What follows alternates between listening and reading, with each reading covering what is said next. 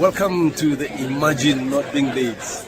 Imagine not being Leeds, not feeling this pain, not dancing through thunder, not walking through rain. Imagine not rising with fists in the air when the world turned its back and no one would care. We've lived in the ashes, we've drowned in defeat, but still we stand proud on our battered old feet. Imagine not loving with all that you are.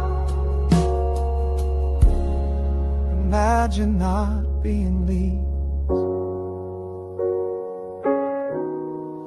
We love you, Leeds, Leeds, Leeds.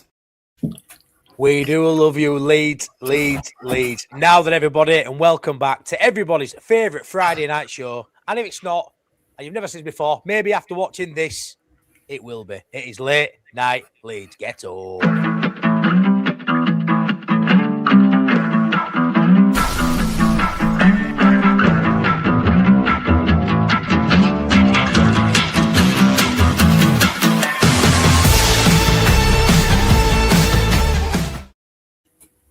How are you doing, folks? Welcome back to Imagine Not Being Leeds. Welcome back to Late Night Leeds.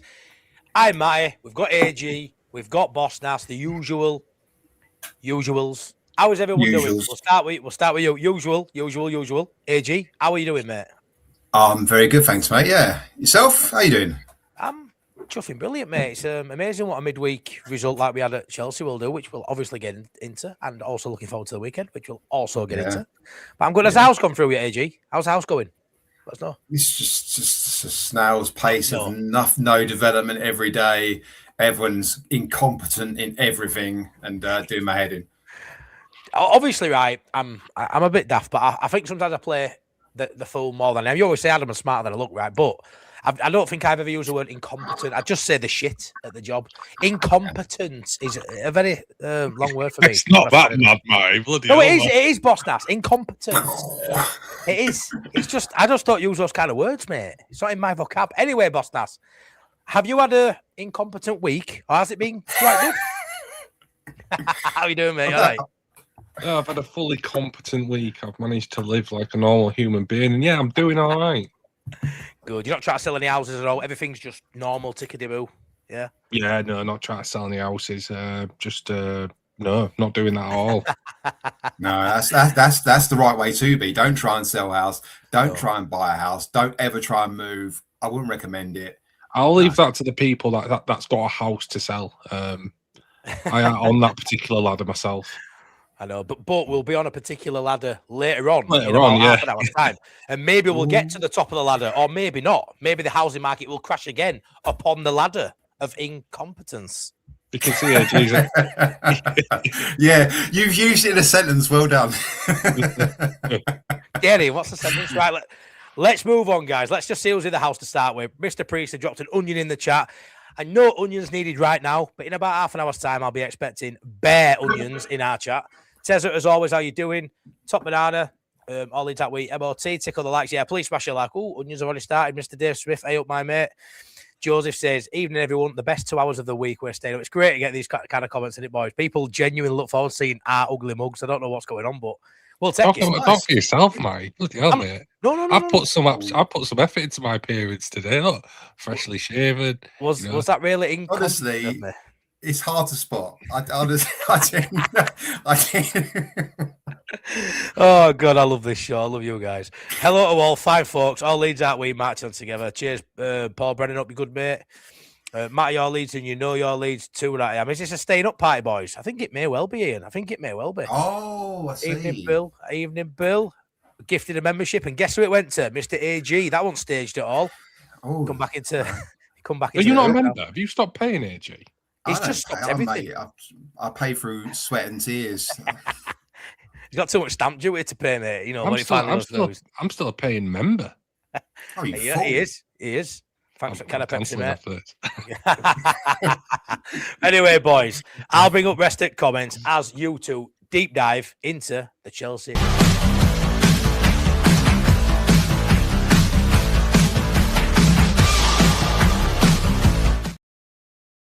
I like that. Nice little tune, that one, mate. I like how you're mixing it up each week. You're getting better. You're getting better, mate. It's exactly the same song as it was last week. I know it will, mate. Exactly the same. Oh, okay, fine. I'm just showing my incompetence at this job. Come on. Matt's learned a new word. I've got headache. Woohoo. That's me. Migraine. Anyway, boys. Chelsea, Tuesday night. As you know, I went. It was unbelievable.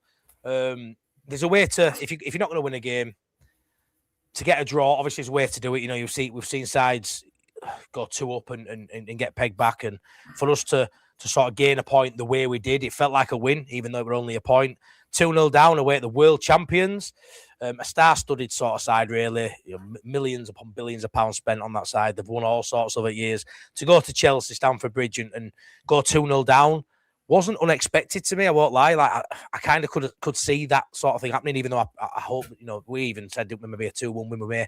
Maybe that was a little bit leading a bit too much positivity that maybe weren't there at the time. But to go 2-0 down, I weren't surprised, boys. The way the sort of first half penned out as well. But yeah, that lineup to start with was a bit of a shocker. And I said on a stream earlier, AG, in the week, I'm going to sort of stop being too down about his selection, because regardless of the base formation, the selection, AG, they do find a way of digging results out and attacking and getting the goals needed. 2 goals with 48 defenders on pitch, AG. They still scored 2 goals. Can you go to Boss first? Because I've got quite a lot to say on that. And I feel I'm going to go on a bit of a rant. Yeah, I mean, I'll go. The selection for me was the wrong selection. I think it was a shocking selection. I don't think it was a particularly well thought out selection. Look, I'm not going to criticise the guy too much, because, like you said, he got something out of the game. Again, I don't think it was a. This is very negative for what. Let me put it this way: that was a robbery. We've gone places and played the better football and been robbed. Yeah, Chelsea played the better football. The thing that Leeds did that was good was that they stayed in the game. Now, if you can stay in the game and you just keep prodding away, something can happen for you. And luckily for us, you know, that thing happened. We got the penalty, which, you know, lifted the levels of enthusiasm from the crowd. It just kind of put a bit more electricity into the atmosphere. And then from there, anything can happen, and we got the draw. Did we deserve, on the balance of play, no, but do we care? No, I don't think so. I think if you get out of Chelsea with a point, you get out with Chelsea with a point. But look, I'm not going to give flowers. I'm not going to say, and I've seen it, by the way, this isn't just me putting words into the atmosphere. I've seen things online, specifically on Facebook, that called that away performance a masterclass, Daniel Fart masterclass. I'm not having that. I'll give the guy flowers where he deserves them. We was second best on the day. We was lucky to get out of a point, but I'm very, very glad that we did. Because look, if you keep fighting and fighting and fighting to the end, which this team does, by the way, and give them all the credit in the world for that, you give yourself a chance to get something out of the game, and that's what they did, and credit for that. Yeah, no, 100%, mate. That certainly weren't a masterclass, was it? But when you look at the thing is, what everyone's got to remember as well, with detailing the game, and at the start of the game, it was a very negative lineup before the ball's kicked. And I'd say I'd give Farke credit for turning the game round with his sub. I thought Okafor was great when he came on, but I won't jump too far ahead. I'm really intrigued to see what Mr. AG says about all this. Remember, boys, we got a point. Brilliant. That is the point, and that is everything, because that overall, going away from home is never easy in the Premier League. Getting points away from home is brilliant. Like, and against any team in the bottom 6, getting points away from home, you're doing well. Like, regardless of anything else. And then the overall balance of everything, a point away from home to Chelsea is brilliant. And it won't really. And even if we didn't get a point, it wouldn't really make any difference to the season. We're doing really well. And but what we're here to do is review that game in isolation. So let's do that. So. Right. When so you look at this, when I saw the starting lineup, I was like, I couldn't quite work it out. What actually was basically Bogle played instead of Stack in the inside attacking midfield, and then falls into the right midfield for a 5-4-1. Yep. The problem for me, in terms of tactically, was there was so many contradictions in what we did. So starting, you're picking Bogle over Nonto, Buonanotte, James, and Okafor. You know, in that attacking midfield position, because he can fall in defensively. So you're picking defensive. And then ultimately, without a spearhead of DCL, we had when we had the ball, we had no way of getting forward at all. Like we just passed it around the back, and so and this is where the contradiction comes in. Our only attacking intent was to press them high, to win the ball back. That's the only attacking element we had to our game, was to try and win the ball back. That's all we were trying to do. When you pick 10 defensive or 9 defensive players and a goalkeeper and the Metcher, then you contradict yourself by trying to press high and not sitting into a block. I can't understand that. I don't know what you're trying to achieve. Then you don't pick anyone in your team that can take a set piece. So you take that attacking output out of it altogether. So then you're left with nothing. The only form of attack we had was a high press, and then you drop out we had at one stage you have Gruev and Ampadu pressing the centre backs. Then you have 3 flat centre backs, and then your Palmer sitting between the lines. The first goal is awful. It's shocking. No one picking up Cole Palmer. He's one of the best players in the world. He's ridiculous, absolutely ridiculous. Just João Pedro, big gap through the channel, goal. Great finish. Great finish. It was a great finish. But I say for me, I'd love to sit down with Fark and explain. He's not going to explain himself to me, of course, and I'm arrogant to even think this, but I think no matter what he says, I don't know how he explains what he was thinking there, and it makes sense. And then that's me arrogantly saying that he's the manager, but I can't think of any world where that lineup and then a high press, nothing on set pieces, a defensive line. He's just picking every defensive player we had. I can't make. Does he not get any credit, AG, at all for being totally different and changing? No. Because that first half was as bad as Man City, and it was as bad as anything against Arsenal. That first half, we should have been 3-0 down. We should have been out of the game. But we weren't. We were so far off it. Yeah. Oh no. Yeah. No, we weren't. Yeah, you're right. And the same Man City. No, we weren't. But Arsenal, we were. Absolutely, that's fine. But I think, we took a water pistol to a sword fight. That's what I felt like we did. I felt like I couldn't make any sense of what we did. I didn't know how we were trying to score. If we got a ball, all we did was pass it around the back. What do you lads think? Obviously, in terms of Metcher, I think obviously as the game went on, he had a big impact goal and an assist. But obviously the ball, like you say, AJ, we're going up there, we're coming back to us fairly quickly. Is that down to all the changes that were sort of made in the defensive capacity, or is it key to sort of see how much of a important play DCL is for us? Do you put a lot of that down to DCL not being in there, him having to put maybe a Bogle just in behind the Metcher, try to reinvent the wheel so much by just that one player missing that we know is so impactful at this side? I think that's big. And I think the quality of service in him was terrible in the first half, and we didn't get really anyone particularly near him. Second half, when we scored our goals, we got into the game a little bit more. Like you look at Ampadu, just turn it around the corner, lift it over the back of them, make their defense turn around.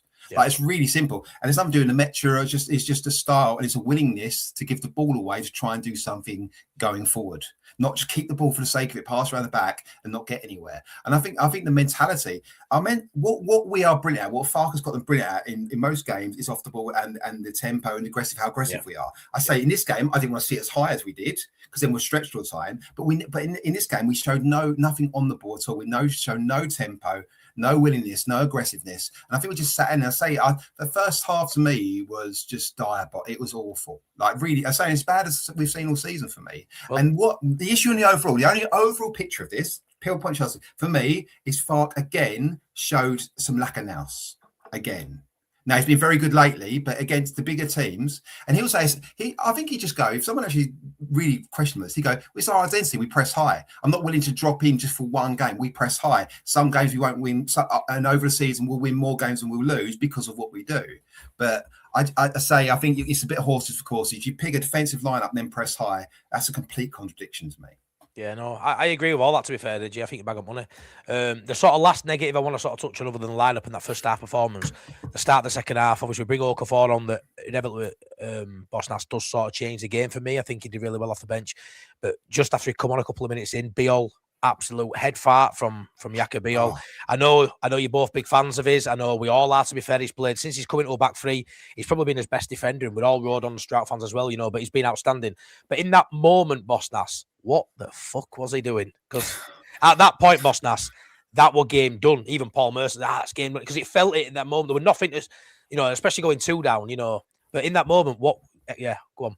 Yeah, I thought it was game over. I think I probably said it to myself, while swearing at the TV screen. I don't know what's gone through his mind there.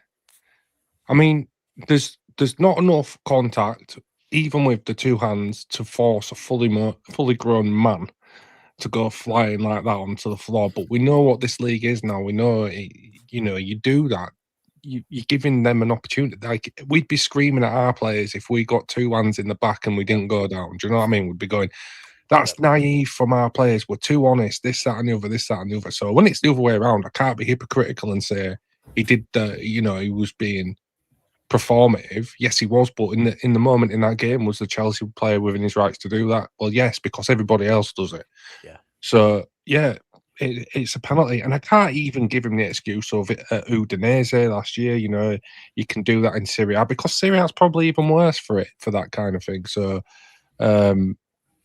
he genuinely just kind of blew his brains out of his backside for a second, and just lost all composure in the moment. And yeah, and look as well, he was right there. He was tight to his player. There was a lot of different ways he could have dealt with that situation. He picked the worst going away one. from goal, boss. That's it. That's what I mean. That's what I mean. He's back to goal, all that kind of stuff. It's a great dive. The timing to know that someone's pushed you in the back hard enough, or it looked hard enough for you to dive just the right point and just right velocity. I think it's a brilliant dive. Yeah, I don't quite. I mean, it just shows the amount of times that they do it, because he knows with that, because you can see he hasn't got no pressure on his hands there. It literally, his fingertips touched his shirt, and he knows just from doing football all his life that's two hands, just from that feeling. Yeah, and that's it. That timing and how far he went, he didn't it's perfect. But also, it tells you how switched on these attackers are to those eventualities. Like, he got in that area, within that area of the pitch, he knows he's looking out for. Not only is he running in his head, how do I turn a man? How do I get a shot on goal? How do I cross the ball?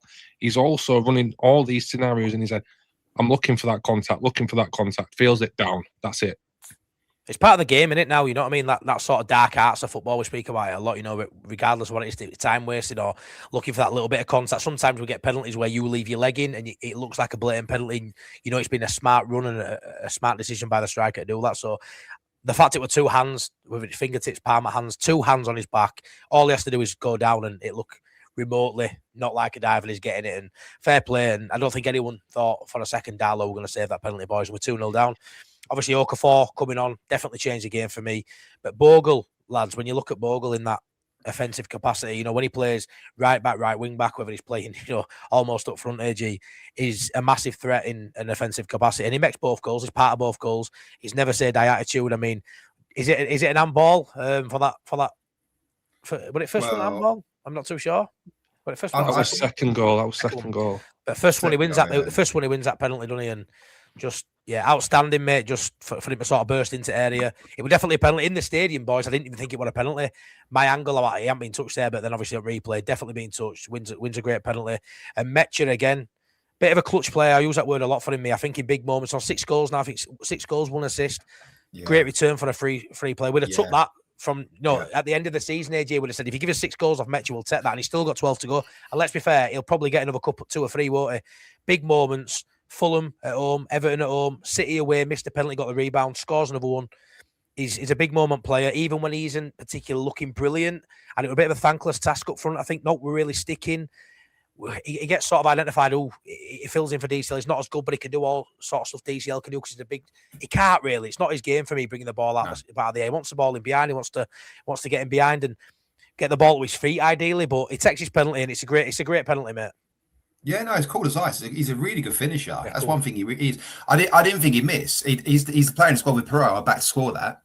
He's so cool. I thought it was a penalty as well. But yeah, as you say, overall game, you miss DCL so much. That hold up play, everything he does. Nemetcher's more. I think he's more built to be in a 2 up there probably.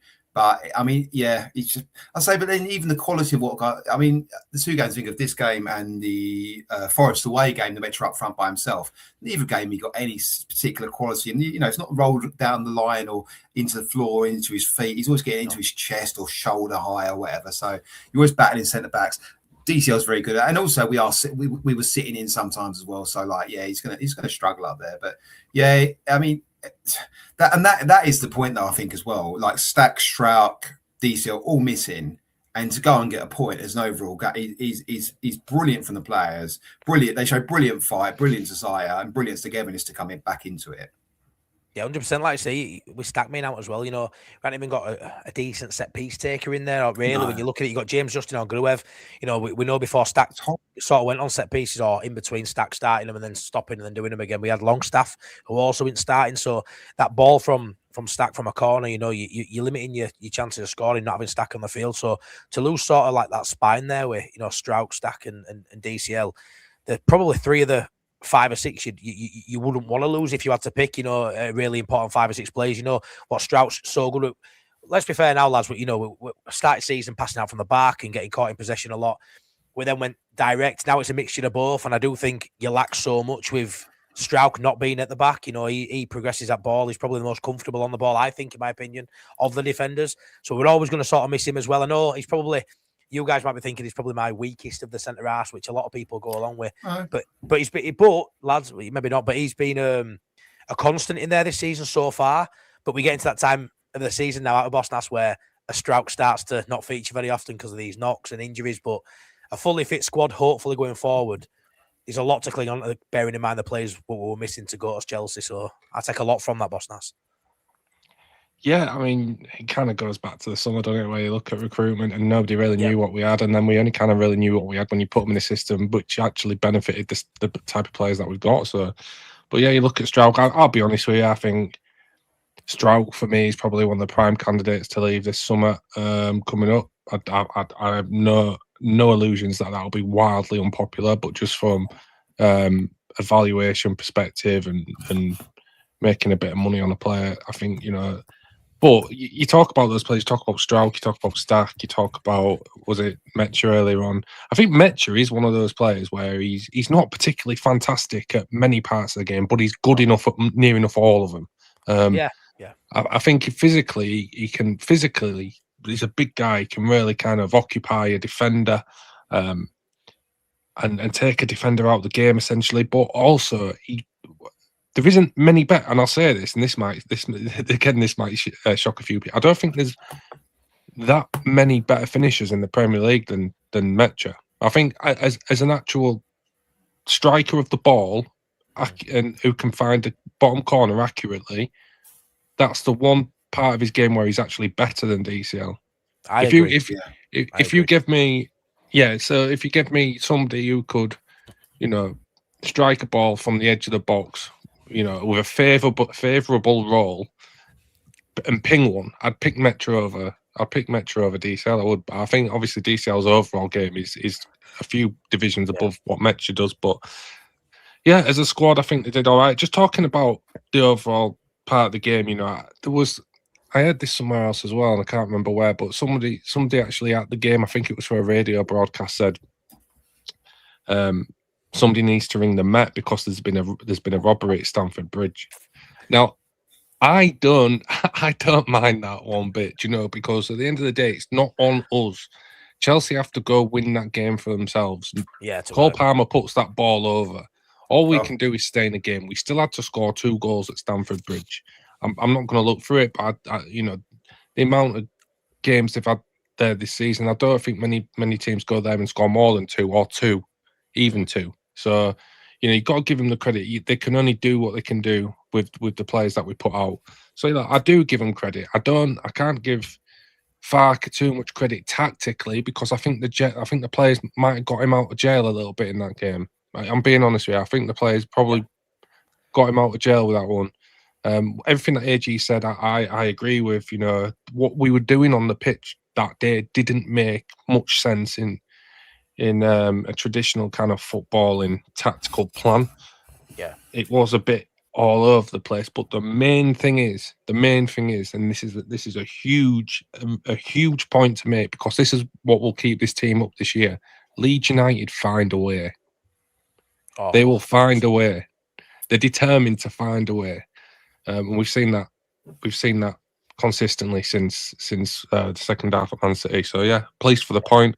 Always take a point at Chelsea, and yeah, we move on. 100%. Just to sort of finish on Metcher, what I'll say with Metcher as well is to give him a bit more credit, if we'd spent 12 million, 13 million on Metch anyway on 6 goals, we'd still be delighted. So the fact he was nothing goes to show, if we'd spent 10 to 15 million on Metch, we'd all be quite happy with where he currently is for what the amount of minutes he's played. So the fact he's coming and doing what he's done, I'm over moon. And I say this isn't a criticism at all of the game. I mean, we're thrilled. You should have seen the group chat popping off. We're absolutely buzzing. As you'll have known on my match day vlog, I was absolutely overjoyed. But we didn't play well at Chelsea, but the overriding emotion coming out of there, well, yeah, we did sort it. It was a bit of a robbery, especially the ending how Palmer missed that chance. But it's the fight, it's the endeavour. It's when you're in a relegation scrap, you look at the sides around you. I don't want to talk about the relegation scrap as much now because we're going to do it after defeat the ladder. But you look at the other sides around us, and I know West Ham are showing it, but I don't think they've got what we've got. And whether we think Farke got the tactics right or not, Farke's created an environment for me where all the players as a unit are thriving, and they're all fighting for the badge, and that definitely comes from the top, and filters through. And if he hasn't got the respect of the players, which at times, we had to question, but to be fair, it's never really looked like that, even in the dark moments, because they fought for everything, even when it weren't going right, boys. And there's only been a few little spells where it weren't going right. The season on the whole, as a newly promoted side under Daniel Farke, who was a question mark after question mark from me, you, everybody really at some point, is just shown he has a way. And what I liked about the Chelsea game is, he got it wrong, the lineup for me, but the players kept in the game long enough for him to give Farke the time to change, to rectify it and come out there with something. 2-0 down at the World Champions, a place we haven't won since 1999. We had no right to dig his way out of that game, and the boys did. And you don't come away in a performance like that with a point and go down for me. So I took so much from that, boys. And just to sort of wrap it up on that game, Bogle, outstanding effort for that second goal. Metcher, little touch through, again gets another assist. He gets an assistance off of his goal, and Okafor's there to tap it in. And I think Okafor deserved that goal, AG, because I thought when he came on, he was direct. He looked hungry. I think a goal for Okafor last week, or what he was lacking before that. He's had a goal. All of a sudden, his confidence has spiked a little bit. He got took out of firing line. Started a lot of games when he was out of form, AG. All of a sudden, a couple of bench appearances, a couple of goals. We may have a new player now in Okafor. I think, like a new sign the rest of the season. I think, as we've always said, all three of us, he's supremely talented. It's just the end product's been lacking. And none of us doubted he could do it. He just hasn't done it to date. But I think a nice tap in, nice drop to him. But a confident Okafor, like all our players, it'll only get better. But you said about Farke rectified what had happened up to that stage. Of course, you asked if Daniel Farke would say, well, it all went as I planned it. We stayed in the game until I changed it, went more attacking, and we scored goals. Yeah. So, I didn't mean to concede 2 goals. So, Farke would come away from that and go, the plan worked well. And that, we drew it. And this, like you say, we sound negative. In the grand scheme of things, it doesn't really matter. And if we weren't now talking about a review of the game, all of us would have just walked away from that game and gone brilliant and just wiped it from our memories and gone fantastic, and that would have been it. So I think we can all be really happy pointing away at Chelsea, world champions, everything else, and I think it is a marker to the rest of the league. I think we're not we're in every single game we play one way or another, and that's massive. Nah, of course it is. Has any Premier League team signed 2 strikes on the free and then scored 16 between? I'm not too sure, Steve. But our boys are doing bloody brilliant. I think it's time to bring in the Onion boys. I think it's time. That's enough of the preview. We're all buzzing with the point, by the way. We're all absolutely buzzing, but we had to break it down. And for 65% of the game, we were pretty dire. But we take it, we move on. And we are over the moon. Right then, without further ado, I'm going to get this wrong again, boys. But here we go. 3, 2, 1. Let's go.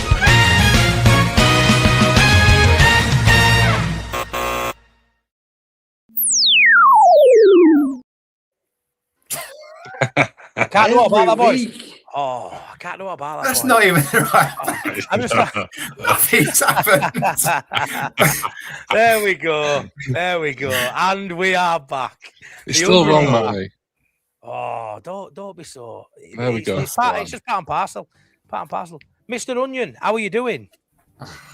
Well, it's Friday, and I'm not working tomorrow, so that's always a bonus. That is a bonus, mate. I tell you what, before we get into quiz, Priestley, give us a little bit of your thoughts on the Chelsea game, mate. Make it nice and positive. It will be. I was just watching a little bit of what you said there, and I agree with smash and grab. You don't need to play well to get results. No. And AG's right about exactly what Farke will be thinking. Yeah, Thinking that would all mean that. I was planning on changing it then anyway. It was just bad. Yeah.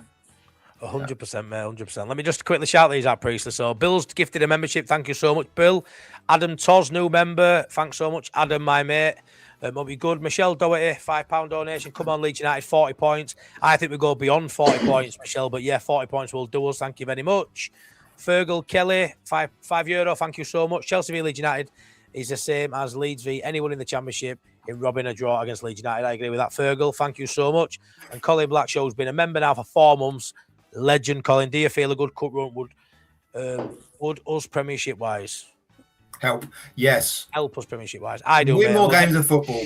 Yeah, and we'll get into that. No worries, mate. Right then, Priestley, the onion. Drop some onions in that chat. We are here to beat the ladder. Anyone who hasn't seen it before, someone needs to give them a quick rundown of what the quiz is, because there might be one or two. You always do this, but don't we? We always say somebody needs to give a rundown. What you actually mean is tell them how it works, Dan. That's what you're actually saying. Exactly what I'm saying. Right. So it's really simple for anybody that's not been here before. It's a 10-question quiz. There's only 2 ways you can fail. By getting 2 questions in a row wrong, you can't do that. And you've also got to get the last question, number 10, right. If you do all of those things, you defeat the ladder, which we still haven't done yet with the Onion in charge. So, yeah, it's not easy. And you will continue to do so. Better not do, mate. Better not do. Right then, let's go. Let's go. Come on. Bit of fun on a Friday night. Quiz with your mates. Earlier on, there were accusations in group chat of me making the questions too easy. Oh, I don't think so, mate. We haven't even won it yet. You wouldn't know, AG, because you always leave the group chat. You do. Too posh for us. No, there were 2 or 3 comments about me dumbing the questions down. Don't listen to them. And I'm not having it. Can I ask AG a question before we get started? Are you actually wanting us to win this week, AG? I want to get to the 10th question, and then I'll see where it goes from there. Come on then, Priestley. Question number 1. Let's go, boys. Come on. This should be really easy. Go on. Oh, God. Who scored Leeds' last winning goal at Chelsea? Stephen McPhail. Yeah. Whee! 2-0 winning 1999. You literally mentioned it in your video a few days ago. You know? I did, mate. I did. Oh, is that really easy? Everyone knows Matty that, knew mate. the answer. Oh, right, fair enough. But easy I I was also there, by the way. Yeah, of course you were, AG. Of course you were. Right. Career path. I'll go early with career path. Oh, I like career path. You got started at Northampton, then went to Bishop Stortford, Stevenage, Millwall, Norwich, Leeds, Millwall. Steve Morrison. Yeah, I think so. Yeah, shout. Steve Yeah, I Morrison. think you're right. AKA The Shift. Come on, Steve Morrison.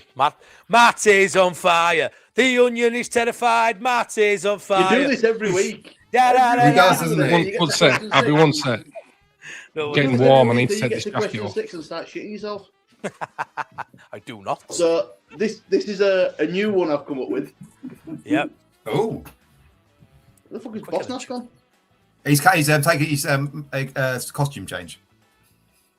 I was getting too warm, man. Just strip on camera, it's right.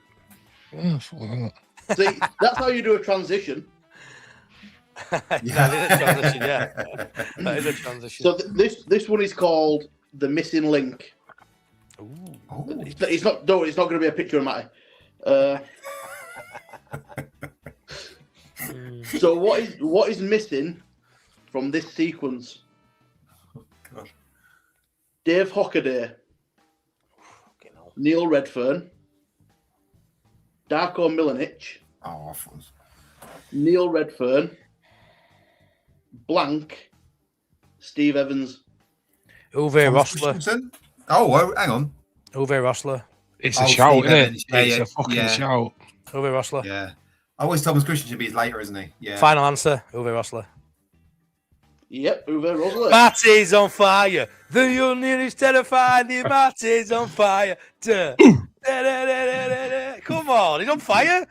Don't ask me to spell my name. I ain't getting this one wrong. Okay, Fucking hell. AG's got his little traitor face on already. He's already plotting our downfall. I'm going a bit quick for chatty but yeah, Rossler Bremner's ghost, Rossler Duncan, well played, you guys.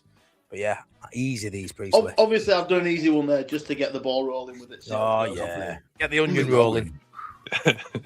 Keep rolling. He's Come such on, an idiot. Priestley. I am, mate. I'm a tool, but I'm your tool. Who were the opponents when Ellen Road got its highest attendance?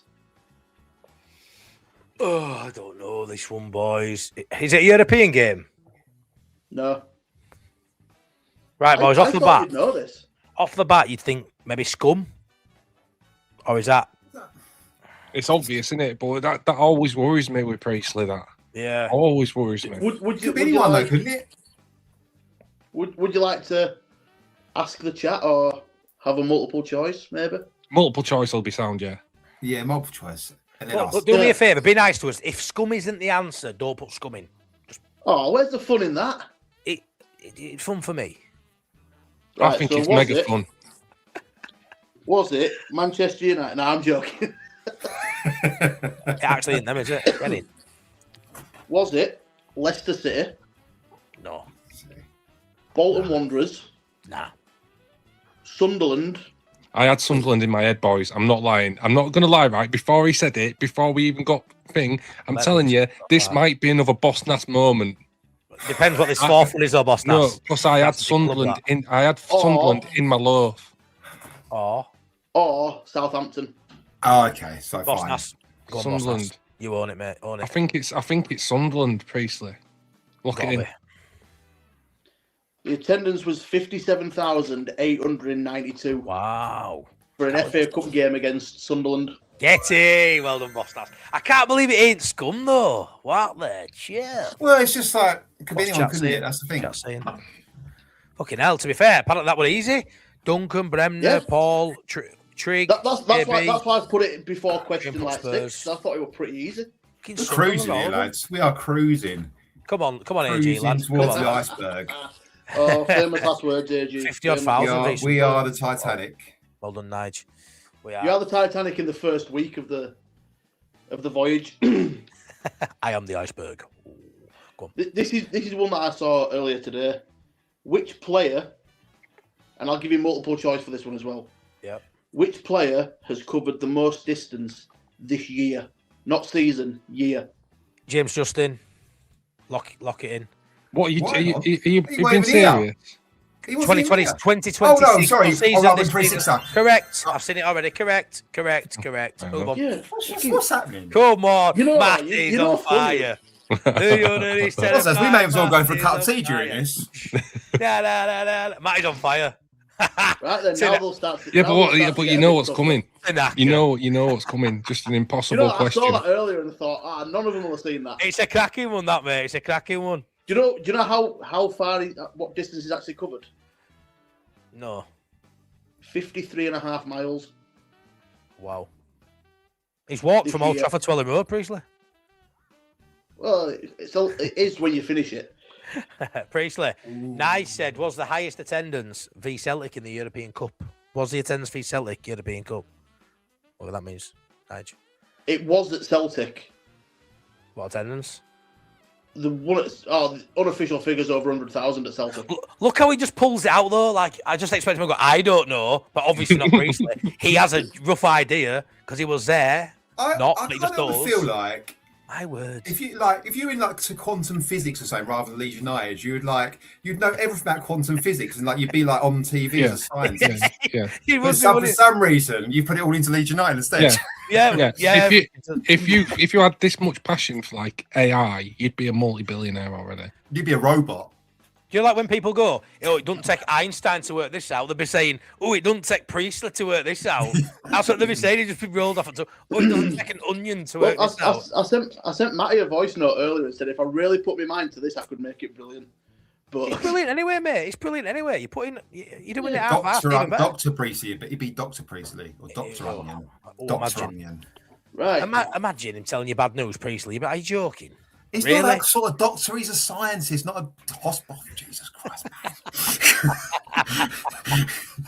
Oh, go on, Priest. What question number is this, my mate? This is number 6. Number 6. So you were talking about the free transfers before. Yeah. What is that? A cat? Oh, That's my ADHD going off again. that's cute. So you were talking about the free transfers and the amount of goals they've scored. We were. But which player that let's see if I can word this right. Which player that we paid a fee for has the most goals and assists this season? Oh, must be James Easy. Justin. No. Anton Stack. Surely. Oh, Surely. how many, Corners. how many's he got? No, don't just say scored, corners. he scored 2 goals, I think, a Stack. Free kick. Liverpool He's got- free kick. I think he scored 2, though. I'm sure he has. You got the Wolves free kick. Oh, he's got 2 free kicks. Yeah, He's 2 got free He's kicks. got 3 goals. Oh, it must be Stack then. Surely corners, Biel's header against Chelsea. Surely it's Stack, boys. Oh, well, yeah, it's got to be. I What forgot about Goals and assists. Hold on. Okafor's got 2 goals. Oh, no. Okafor's got 4 goals. 4 goals. 4 goals. Yeah. Oh, He had 2 God, in this first. is Yeah. It could be. wow, this is really easy. I don't think Okafor's got assists.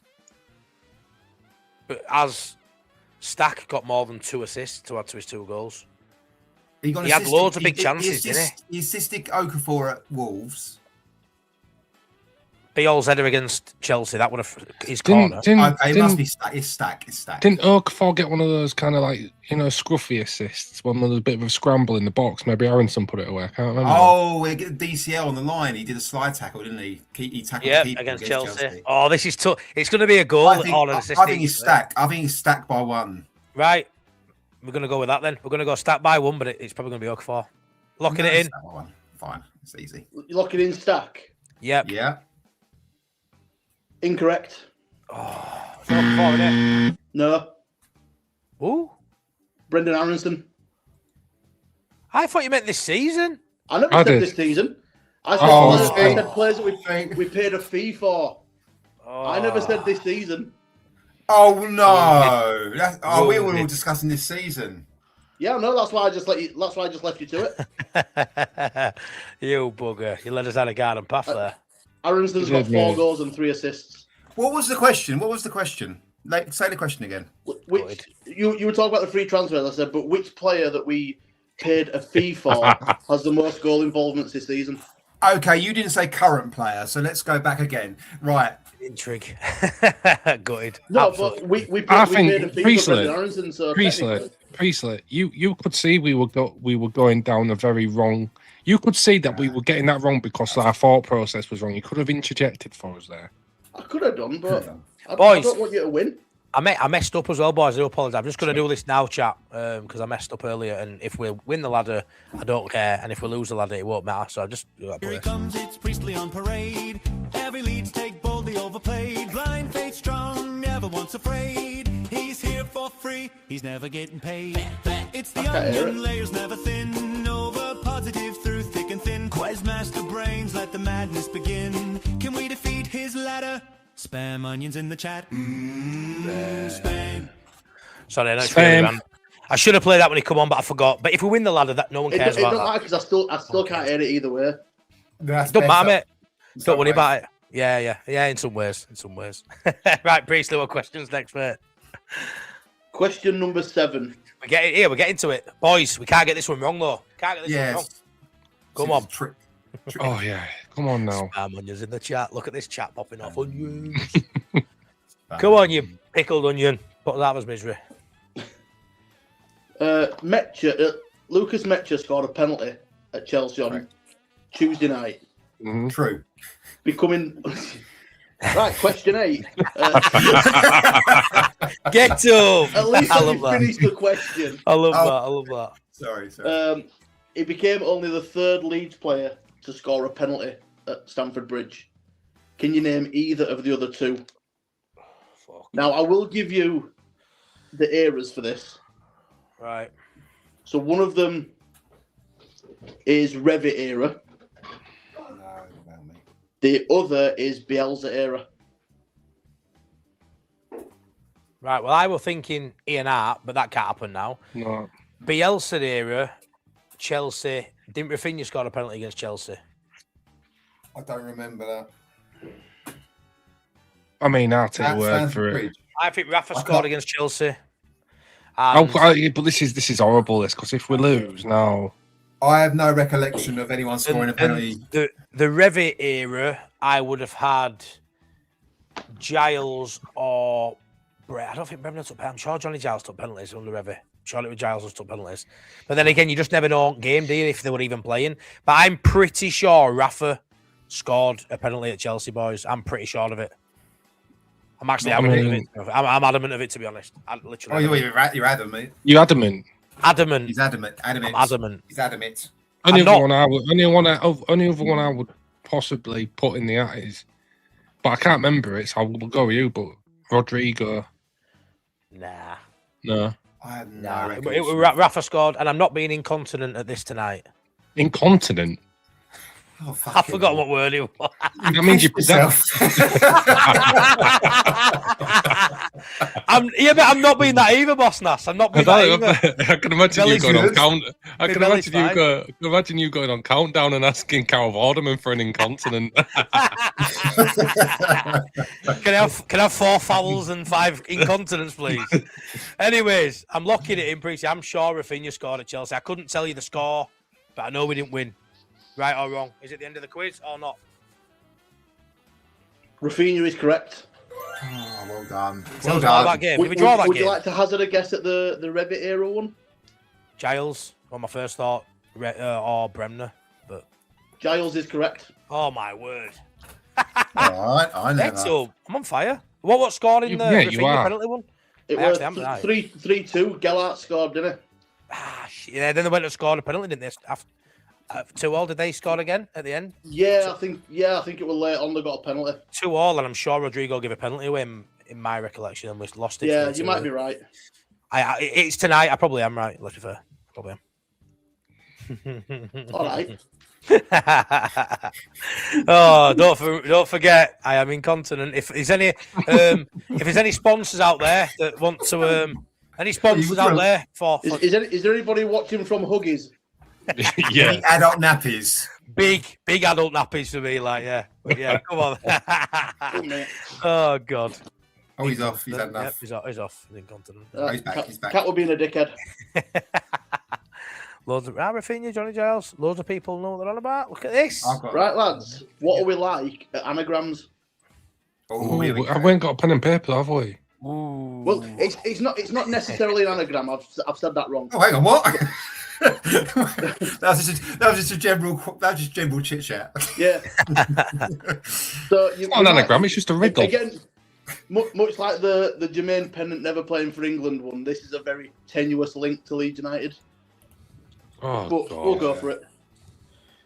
So it's Friday the 13th. Oh, it is. Which former Leeds player is the only player to score a Premier League goal on Halloween, whose name has all the letters of the word Halloween? Oh, hello. Right, let me type that out. Boss Nass is Googling. I'm not. I'm typing it out on notes. Halloween. So this No player's Whelan. name... No Whelan. No Whelan. One sec. Has he done it? Has he got it? Has he got it? You horrible bastard!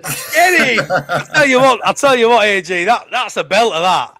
He That didn't is a expect that one, belt of boys. it. Hey, boys, he didn't fucking expect that one. Hey, come on. You're right, I Come didn't. on. Belt of that. I That is a thought you belter. might get it eventually. That is a belter. I'll tell you what we've done today. We've probably ruined it a bit for chat because we've been jumping in.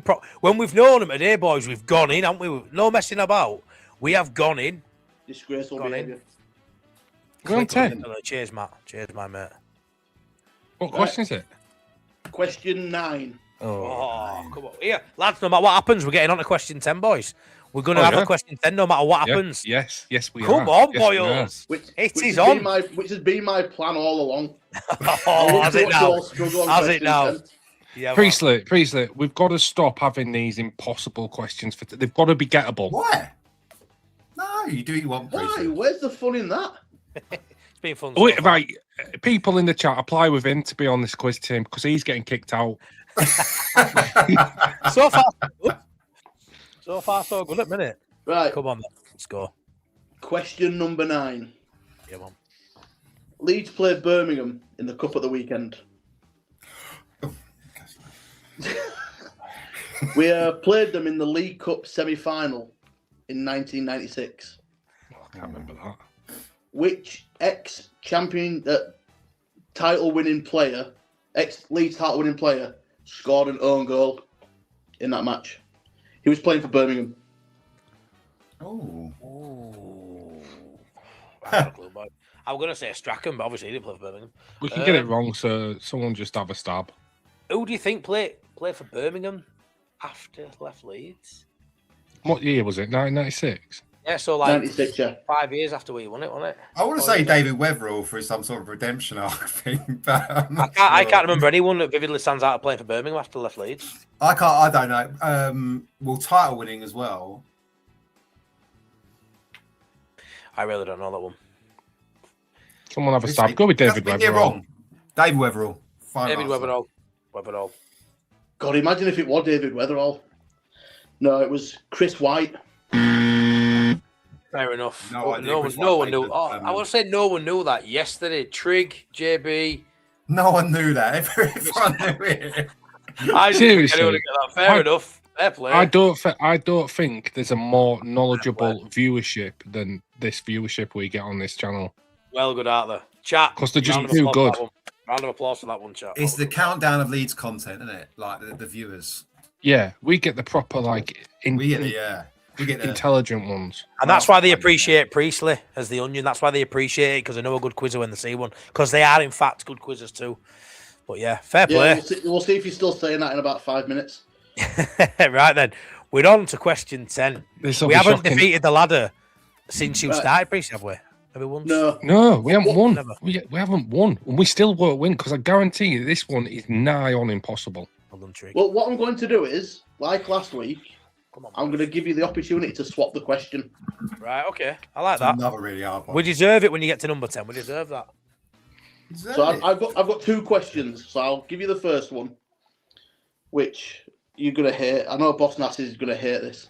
It will be. It'll be ridiculous. Which one of these is the odd one out? Nicky or Josie? Wow, that's a name. Christ. Barry Bannon? Alex Cairns? Or Tom Amiobi? And I am going to need the correct answer that I've got. Well, that's how quick. Do you know what, boys? I don't mind this one because it gives us 25% chance. Yeah, but you need to get the reason why they're Don't the give a odd one out. 25% chance at all, mate. Why don't Hold it? on. It's a 1 in 4 shot. No, because he wants to know. He's got Yeah, that but it's reason as well, like when you do your GCSEs and they go, I Right. want to see your workings out. No, if we get the right answer, we get the right answer. No. Let's say that again, mate. So there's an odd one out between Nicky or Josie. Barry Bannon, Yeah. Alex Cairns, and Tom Amiobi. Well, straight away, boys. One of them's a goalkeeper, other 3 are outfield players, but that's too obvious. Yeah. Nicky- Imagine if that was the answer. I've got question 10 for that one. Right. So, God. I don't know if there's a Sheffield Wednesday connection in this. I don't think there is. So, hold on. Bannon, so far, lad, how about this? Bannon was the only one we had on loan out of them players. Nicky and Jose, we signed the rest of them. Nicky, Barry Bannon were on loan from Villa. The other 3 were permanent signings. Do we get to hear what the other question is before we choose which one we want? No. Thing is, I might save that one for next week. I think it's Bannon on the basis that he were the only one we loaned. The other 3 were permanent signings. That makes sense to me. I think if that's correct, I think if that's incorrect, we get another question anyway, based on the fact that you give your reasoning and it is correct. It does make him stand out from the other. If Barry Bannon's the right answer, then you're right, Boss Nass. Yeah, I think so. Barry Bannon's the answer, we win. If it isn't the answer, we get another question anyway because you're working out. Yeah, because I could say Barry Bannon's the answer, because he's the only one. He's the only one that should have shaved his hair off at 20. No. No, you're not listening. What I'm Because saying his hair's is, shocking. no. What I'm saying is, if we lock in Barry Bannon, yeah, and it's correct, happy days, we've won the quiz. If he says it's incorrect, we can go. Hang on a minute, appeal. We want an appeal this because we've actually gave reasoning why he's You're in separate to the court. other three. Do you think though, boys? Yeah. The reason, AG, do you think the reasoning of one being loan is actually good enough for it to be answered? I think if you're right, it's very. I think if you're right, it's right. I think if you're right, it's the answer. That's what I think. Thanks for that, AG. Very smart. Right, No, but Priest, if you're right, I don't know think- if that's right. I think we're locked I in, though, think boys. if you're right, it's brilliant. If you're wrong, we've got a real case to No, have no. a different question. If what Matty said is a fact, then I think he's right. Yeah, we'll go with it. I don't think any other ones were loans, boys. I'm pretty sure they weren't. Well, So hang I'm- on. See, that's Is this what we're doing? Are we just making up the rules as we go along? Right, No, Priestley. no. We're If, locking if what in. Matty says is correct, then it's the right answer. Right, hold on. Well, that- We're going to do it in two parts, Priestley, right? Is the odd one out? Barry Bannon. Final answer. No. Right, no, sorry, boys. Is it correct? Right. I mean, no. technically, you are correct, but that's Right, not the that's answer it then. I've got. I don't care. Second question, but I want to know what answer that was because that's just we're going to read Is it true? Is it true? Is it true? Is it true that Barry Bannon was the only player that signed on a loan out of those Honestly, four? I don't know. It is true. It is true. I don't 100%. know if Nicky Josie was originally alone. Nope, it wasn't. Right, roll the credits, Matty. We've won the ladder. Come on, give us question 10. Come on, give us another one. We've got to go again. Do you not want to know the correct answer? Well, yeah, I do. I just want to say And before that this will goes let any you just- further, before this goes any further, I am claiming a win whatever happens from this point. I mean, Alex Cairns also came for our youth system, didn't he? Has anyone in the chat got it right, Priestley? I don't know. I can't see. Can't see. What Can't speak. would that one? Go back there. Won a title. Cairns won a title without playing a league game. No. Cairns hasn't played for the Wendy's. Cairns resigned. They're all shit. That doesn't make any of them an odd one out. No, go on, mate. Give us answer because that's proper blagging my head. So the answer is Alex Cairns. Based on. The fact that he's a goalkeeper. Are you joking me? Yeah, of course I'm joking, you idiot. Oh, you. know. Oh God, come on. He was the only one of the four that didn't start a league game for Leeds. Bastard. It don't matter. We've won the Sorry, quiz. not start a game for Leeds. What's the actual? He came on Real- as a sub against Blackpool. What's It don't matter. We've actually still won the question quiz. We are. Nah. We don't know if Matty was even right. No, I am 100%. I mean, Cairns came from technically what Matty Leeds said was youth correct, system. but it's not the answer I had. But Cairns came from Yeah, the but youth system. it still differentiates him from the other three players. What? We thought the question was the type of contract they had at Leeds United. Yes. Right. The question was, what differentiates one of these players from the other three? And Matty got it correct because Yeah, it did but- differentiate him. In Priest's defence, like they might all live in Doncaster and You're Cairns pushing lives your in- luck here. Might all live in Blackpool. Doncaster. You know, Anyways, you know, Nige, my mate in the chat, has asked what the other question was, and I respect well, that. hang on, So, do you So I want- want to know. Right, okay. I'll give you the other question in the interest of right, we're still sporting in this. This is integrity. it. This is it. 10th What do you question. mean we're on. still in it? We won it. We won. Why? Because we won.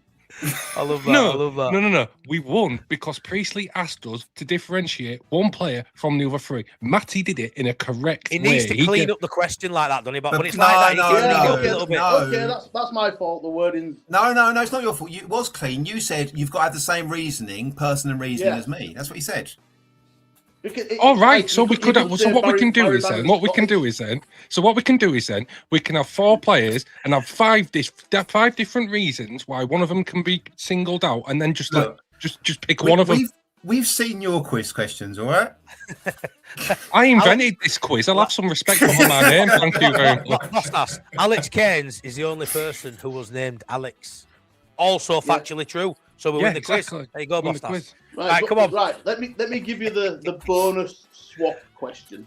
Yes. Okay, right. This is it. Lock in. Which of these four players scored a Premier League goal for Leeds first? Dan James, Joe Gelhardt, Diego Llorente, or Pascal Strauch?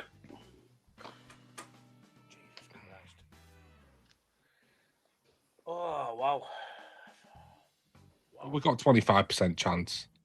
Not Geldart. You're saying that, but you actually have this time. Not Geldart. Who what first one? Dan James. James. No. James Llorente. Do you know I what? think- What do you think? I think it was Llorente. I was going to say Llorente. I think Llorente. I don't think other two scored before him. Who what third? Fourth. Strauch. Llorente. I'm gonna go Llorente, Llorente. yeah. Llorente. Llorente. This is gonna be like a weird either a double loss or a really timid win. No, you people are aren't you listening to locking what in? I'm saying. We've already won this quiz. The question is who scored first in Premier League for Leeds United, right? Yeah, out of all them players. Yeah. Was it? No, but let's get this right. Did he say who scored first in the Premier League, or did he say who scored first? Yeah, which of these players scored a Premier League goal for Leeds first? Right. Okay. Llorente. I'm sure it was. He scored his first game of the season. Did he? I just seem to remember an header, and I don't know why. Llorente scored before Dan James. I'm sure he did. And then going off basis at over two, I'm going to go Llorente. Because then he was shy. If you remember, Llorente came in, I'm like, whoa, how good's he? And then he was shit. Pretty much. Could be strong. Could be strong. Nah, Llorente, lock it in, Llorente. Locking in Llorente? Yeah, sod it. Why not? Thought you learned by now to listen to Boss Nass. It was Pascal Strauch. Listen, it don't matter. It don't matter because we won the quiz anyway. A 4-2 you defeat look at Arsenal. I think it's funny. What defeat at Arsenal? 4-2 defeat. We were 4-0 down at half time, I think. Header, corner come in from the left-hand side. He ran across front post, powered the header into almost top corner. That goal. We could have done with that information 35 seconds ago. I'm telling you, mate. I've told you. And I told you. I'll tell you again. I told you last week. He's not on our team. Them two have a secret group chat. Something going on. I'm telling you. Right. Just a quick you. 173 people in the chat, 97 likes. Please smash a like on the stream if you don't mind. Smash a like for the Bloody Onion, if for nobody else. Right, what I don't understand though is, and I'll be real with everyone on this show. Right? I don't understand why. First off, I don't understand why AG is celebrating, but I never will do. Secondly, I don't understand why the Onion's celebrating either, because we won the quiz. Well, I don't know whether we won or lost, so you make your own mind up as to whether we defeated this week.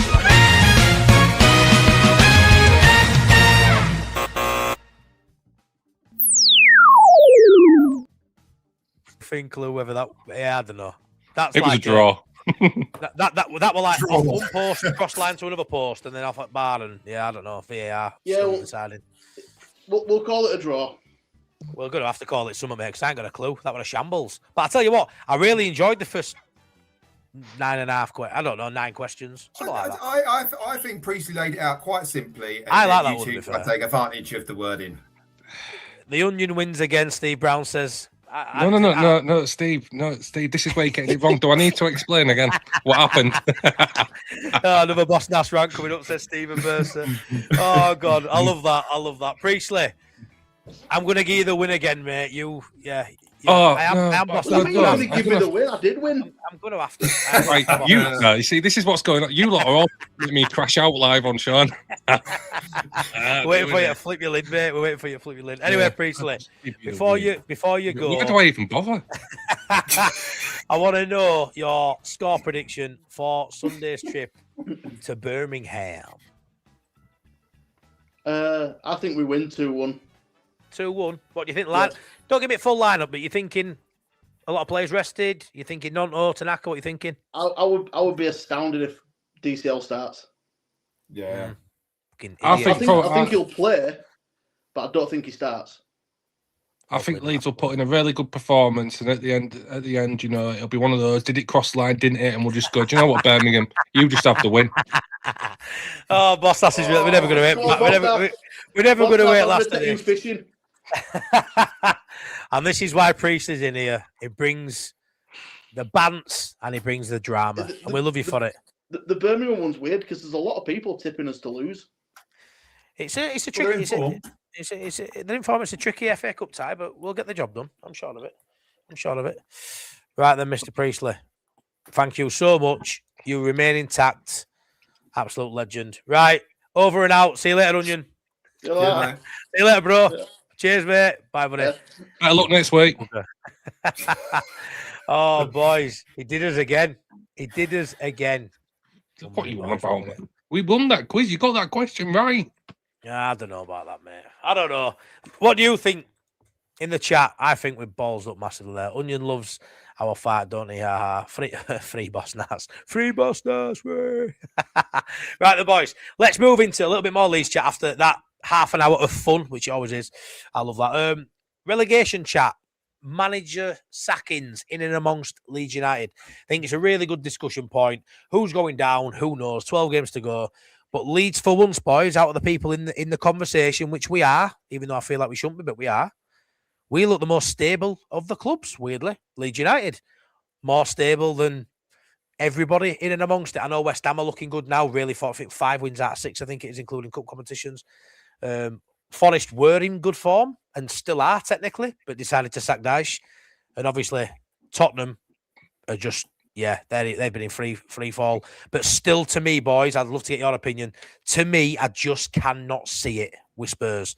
Although it's staring me in the face, and they've got a lot of players that I think aren't up for a relegation fight. But it's such an interesting conversation, and it's nice for us to not be in the. We're in it, but we're not in the thick of it. Struggling, are we? We're doing okay at the minute. Just keep us head above water. But yeah, where do you boys stand on the whole sackings of the 2 managers, Frank and Dyche, and how do you make up that picture, boys? Whoever wants to go first, I'd love to know. All right, yeah, I don't understand Forest's decision. I understand. Look, they haven't been playing great, and off the the problem is for Sean Dyche is everyone baked in 3 points against Wolves at home. Yeah. It was almost like a prerequisite. You have to get those 3 points.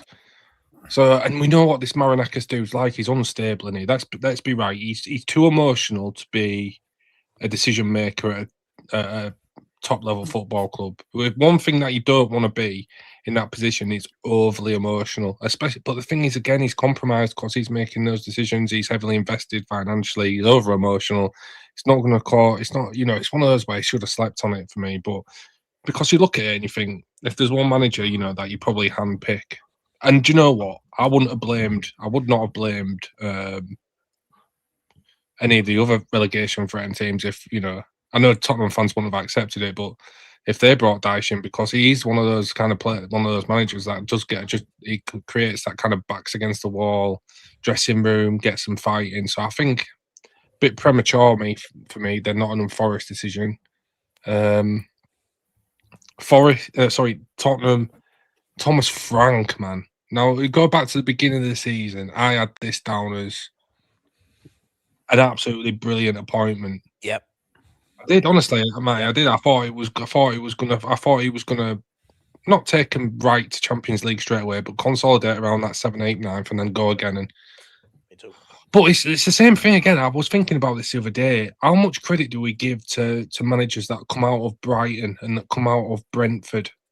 And we give all the credit to the managers. I think we've got to start looking at these managers that come out of those operations and start giving more credit to the actual overall football operation, what the scouts are doing, what they're doing on board level, what they're doing, not just manager but down coaching levels. We've seen what Keith Andrews has gone on to do, even though we hate the guy, So yeah, I'm shocked about Frank. I thought he'd do better there, but it is a bit of a basket case of a club. They want to be a top level Premier League team, but they don't pay the wages of a top level. Are you talking a bit like Potter as well? Like being at clubs who, when he steps away, he's not as what we thought. Maybe it's the operation of the club he were at before. Yeah, good little way of looking at that, boss. That's to be fair. But yeah, so I think I don't like the appointment of Vitor Pereira. I really don't. It kind of has a feel to me of a Javi Gracia kind of desperation manager appointment. So you do like that appointment then, for a Leeds fan? You love that appointment then, don't you? For a Leeds fan, But if I'm looking at it from the point of view of a Forest fan, I hate that. Yeah. He's shown that he wasn't quite up to the level at Wolves already this season. It's like failing upwards I've never understand people who can fail upwards. So yeah, I think both. Vitor Pereira, Igor Tudor, he was at Juventus at the start of this season, back end of last season after Thiago Motta got sacked. Looked like he was going to do decent things. He's a very regimented manager. He won't take no rubbish. Very much he's pretty much like the Italian Daesh. But the wheels fell off fairly sharpish for him. It's his third job at season, right? Lazio for 9 games, and then Juventus for 9 games. I think that was the seat. He didn't go to Lazio from Juventus, did he? I think he went from Juventus from Lazio. I think, mate. I might be wrong with that though. I don't think he's had a job since he got sacked by Juventus. This is his first job since. Right. Okay. But yeah. I think he'll have enough to keep them up. He's done it before. He's gone into teams and put together. Yeah. He is pretty much a perennial.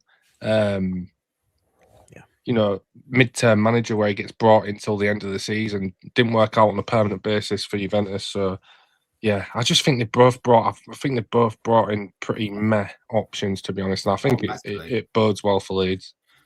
But that's the thing, isn't it? It's knee-jerk and it's reactive because neither manager was sat to go. We must they didn't get that manager out of the way to make sure they got their guy. Because they're just coming into it. I thought it'd be Ryan Mason at Spurs. I thought they just pulled the trigger and just hope for the best. Because that's all the owners got left. They've panicked. We can't go down. So we've got to do something. All that can happen is the manager goes and they go, right, the manager's gone now. Now what do we do? That's what it feels like. It wasn't like they try, we need to get him in so we've got to sack our manager. I think you've got a really good point about the way those clubs are set up. You look at the way that any successful big club has a manager that looks like they're in control of 90% of football operations. Pep, Arteta, Klopp at Liverpool. People go into Spurs and they look like they're just part of this big monster thing. There's a massive just ball of failure around them. The setup, it's a lovely stadium, but NFL's played there. It seems like it's just distractions. The training ground's 10 minutes from me. It's incredible facilities there. It all looks like it should work. But Spurs just hasn't worked ever. Spurs have been part of this big six for a long time. Spurs haven't been big six for ages. You imagine though, Adam, Frank's probably just, I'm happy to be here. Wow, I can't believe I've got this job. Where really it needs someone to go into Spurs and be like, I am the club. Do you know what I mean? I am as big as the club. 100%. Because Jose's failed there. Conte's failed there as well. Yeah. So I just think it's something massive. I don't think they want to give the guys that much. Levy used to sit in and have lunch with the players. Now, why is the owner having lunch with the players every day? That sort of stuff in their on Amazon. So yeah, I think Spurs got massive. And I say both clubs ultimately, I think it's knee jerk. They've panicked and they've gone right now. It's that manager. Who do we get in? Now, it's not like, he's available, so we need to get him in, because they should get him into the end of the season and go from there. But of course, that's all you're left with. You can't sack the players. You've got the players you got. So you've done what you've done in January. So all you've got left. I mean, like Conor Gallagher's gone in there, £40 million. Conor Gallagher is brilliant at free. He's a bit like Longstaff, gets around the pitch, wins his duels, gets forward, might get his goals, not quite long stuff. But in general, there's the way they play the 4-2-3-1. There's no place for Conor Gallagher in that. In the two, he's not sound enough technically to sit in there and tight spaces. He's not a creative attacking midfielder. Spurs injury list is astronomical as well. It's astronomical. And then you got Romero going through people's ankles, getting sent off, and he went, oh yeah, you're right. Shocking at that club. And he's the captain. He's the captain. You've got Jed Spence storming past Frank and not shaking his hand at the end of the game. That's creeped in again. It's a shit show at Spurs. But can you see them going down, Adam? Genuinely, from everything we just seen, I guess the answer is yes. But you look at the list of players, but then they shouldn't be anywhere near there. Would that be the craziest relegation ever? That?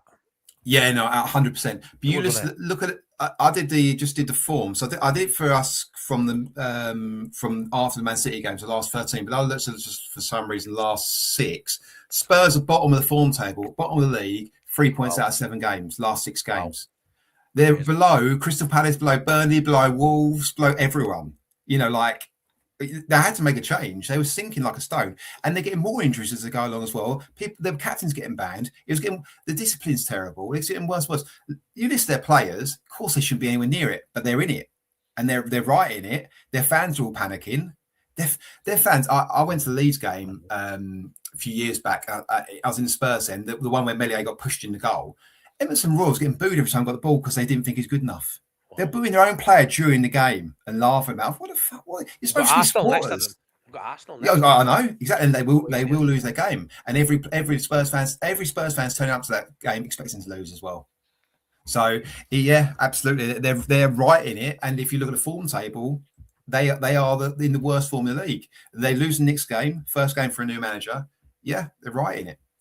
I think it's important to point out as well, they don't have much experience in there in terms of being down there and scrapping for in a relegation battle, and I think that does come into it. You know, people always talk about experience in football, and I think you do have to have. I think it helps when you've got a few people in there that have been in it and got through it and stayed in the league. And I don't think they've got anyone really. You can't really look at Christian Romero as that guy when he's getting sent off. You know, he's putting all sorts of stuff on social media, and you've got other players, you know, in the first 11 that are liking it, replying to it. You know, it's just, it does feel, in a sense, something that isn't really savable, to be honest with you. But will it? The thing is, can they get by just on that they've got enough quality, that they've got somebody that can have a moment in a game here and there to get them through? I don't think they've got that either. I think with Kubileski injured, I think they lack it. I think Tel Muani, they're really bang average players. They paid a lot of money for. Muani's not bang average. Injured. I don't think Muani. Muani's good, man. He's good. He's been good rubbish player. for Spurs. Yeah, no, I think it's been elsewhere, but he's been rubbish for Spurs all season. Right, but that again, that points to a problem being within Spurs, not necessarily the player. Oh, absolutely. Because I've seen, come on, we've all seen Kula Muani when he, you know, he's banged some goals in for France. I agree. But when we say they've got players who can pick a moment, Kula Muani at Spurs rather has not been that player all season, and I don't think he's going to become it either. That's the problem. There's something wrong with Spurs. Like they make players worse. I mean, Kudos been injured. I think he's a brilliant footballer. He was great, Ellen Rowe, one of Kudos. Oh, he's a fantastic footballer.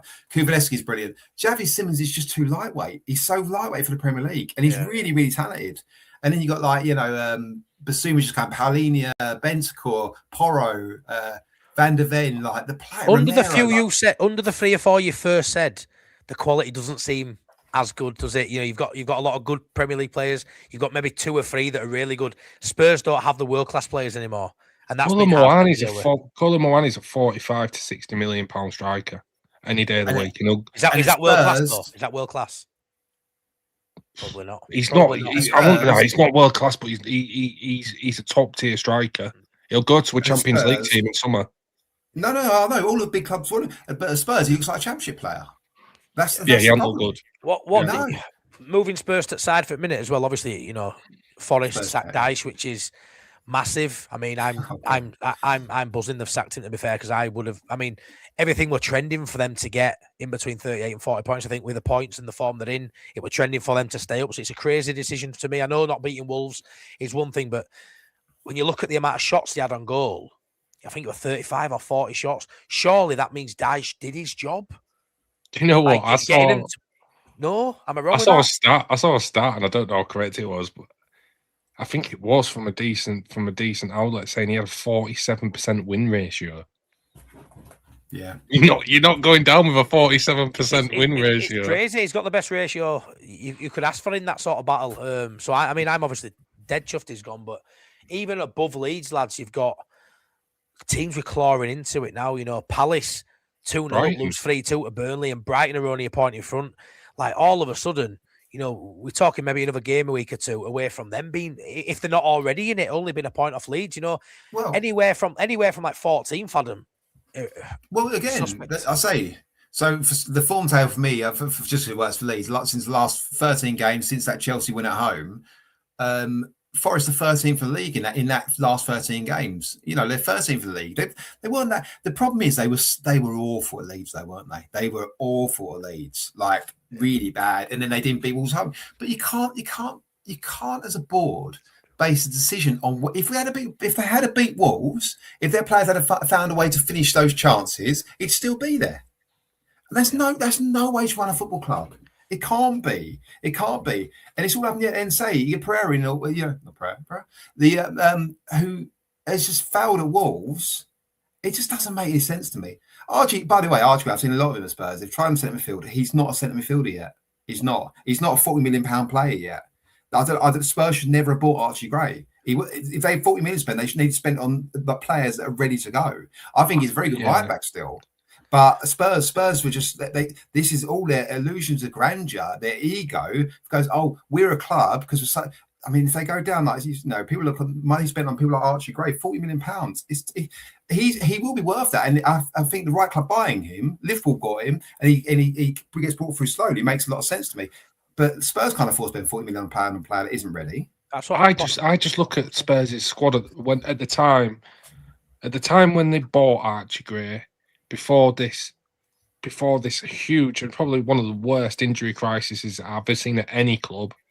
I genuinely think that was, and I want to stay consistent with it. I think it was a good buy. I think it was, because I think the potential of the kid is way above 40 million quid. And I think at the age of getting him, and you look at how much player prices rise year on year on year, you know, in 4 or 5 years, they'll look back at Archie Gray at 40 million quid and go, wow, we absolutely stole this kid. I think they still will do that. Yeah. And for me, it's more, their position is more to do with having an injury crisis, but also having bigger personalities on the pitch than in the dugout. I think they needed a big personality, somebody that could walk into that dressing room and kind of soak up, be that aura, be that guy, be the man. Because you've got a lot of big personalities, you've got a lot of egos in there. You need all those players to kind of turn their head and look when that door opens and listen and respect. I don't think there was ever enough respect for Thomas Frank. I think that's where they've gone wrong. Just before we move on, want to get your thoughts. Give me a name. Who goes down as that third side? Forest. AG? I don't know. What I will say, it won't be Leeds, but I don't know. I think West Ham have got enough just from watching them play the last couple of weeks. They've got to be about them all of a sudden, they've got to be about them. And they've got a bit of stability. The manager's not been sacked recently. I know he hasn't been there since start of season, but look where they are now. It looks like they're all playing for Nuno. They're in great form. Last 6, they're right up there, aren't they? In terms of points. So Michelle Dowitt here with another super chat earlier. Farker deserves a lot of credit. Thank you very much. He does. We got a new manager bounce without changing the manager in the dugout, which is exactly what we needed. And our form's been brilliant. A couple of losses, I think, in the last 12 or whatever it is. We got a brain transplant. It would have been incredible what happened with us. So yeah, she's done another one here as well. Michelle, thanks so much. Leeds United and Celtic, best fans in the world. I'm not going to disagree, but I'm not Celtic Rangers. I'm none of that, but Leeds United for sure. And then can I just cover off this 13-game form thing? Sorry, mate. Yes, thank you, Michelle. Sorry. Last 13 games, right? Leeds are so. In the Premier League, if last 13 games, Leeds 8th in the league, we have got 19 points. Now, 13 games times 3 is 39. It's one too many games. But if you times the 19 points by 3, what's that, 57? Yeah, 57 points. That's if that form of the 13 games, obviously there's a bit to come off that, say it's 54. 54 points over a season, if that's what the form we're in for the last 13 games. In the last 13 games, in that 13-game period, we're only 5 points behind 4th.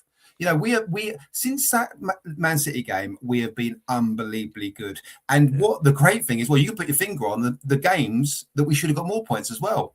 I think a Chelsea game, the only one really where we go, actually, we've been lucky there. Every other game, Newcastle, we've been even a better team already. Yeah, Everton, absolutely. Yeah, we could have had more points in. You know, could have got a draw at Newcastle, could have beat Everton. Yeah, so Sunderland could have won that. There's been quite a few games, where you look and think that draw should have been 3. Brentford, been loads of occasions. So, like you say, we haven't won a lot of these games. Been a lot of draws, but we haven't lost a lot as well. You know, we've only lost a couple of games in a long stretch. That Arsenal game, which is great, hard to beat, and between Farker and the boys have turned it round. And like I said, everything is sort of like when you look at the trajectory of Leeds United, it's only been trending upwards really. So it's just been a little bit annoying that West Ham have kept us in sight, haven't they? But obviously for us, because we've done so well, we've pulled others and jumped others. So as much as we're looking at a 6 gap to West Ham, there's also 2 sides between us and West Ham in between us. So it's not just us that should be stressing about. You know, we've got not only West Ham probably will jump one of the sides, if not both of them anyway, because I think they'll stay up. It's not really us they're chasing now, boys. They're chasing 2 other sides before they even look at Leeds United. So it does my head in, Matty, really, because it feels like every time we're in the Premier League, it's a really high bar to achieve survival, and then when we're out of it, it seems to be like if you get 28 points, you survive. Do you know what I mean? This is the thing, mate. This is where I see a lot of people talk about the first season under Farkin Champions. You don't want to go down too much of a rabbit hole saying it would have failed. You're not coming up with a failure that first year, whatever. It I got over it pretty quickly, and we went and did it second season. History done. But we'd have stayed up last season for me. Yeah, I think we'd have had a easier chance of staying up for me. Oh, yeah, 100%. You look at that. This season we come up, all of a sudden it's the highest points total. I know Bob Young's in chat. I've got a comment to read out soon, Bob, what you said as well. But, you look at it and go, there's a high possibility someone goes down on 38 points this season. Yeah, exactly, yeah. It's bonkers. I mean, I didn't realise when West Ham went down, maybe 12, 15 years ago, whatever it was, when they went down with Joe Cole and stuff, they went down on 42, boys. How cool is that? They went down on 42 points.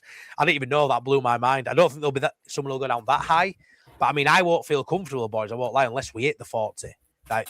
And I think we maybe get to 43, 44, looking at the games and where I think we get results. I think we've got 12 points just picked up at home. Yeah, I feel like somebody goes down on 39 this year. It could happen, which is crazy. But like you say, whenever there's anything big like that, like a weird sort of trend pattern that stemmed for years, step forward Leeds United and we'll break it. Like it's just that sort of season. But that's the pessimist side of being a Leeds fan and the worry of being, the PTSD. But for me, I don't carry none of that. I look at how we're trending right now and everything's pointing one way. And we say there has to be 3 sides worse than us in this league. I'd argue there's more than 5 worse than us and there's 5 below us. I think there's 6 or 7 worse than Leeds United in this league right now. And it's right now that's important. Those first 12 games don't matter. They do in terms of points. But the way we trend in those first 12 points, 12 games are gone because we're not the same side point. The thing for me is it don't feel like a relegation season.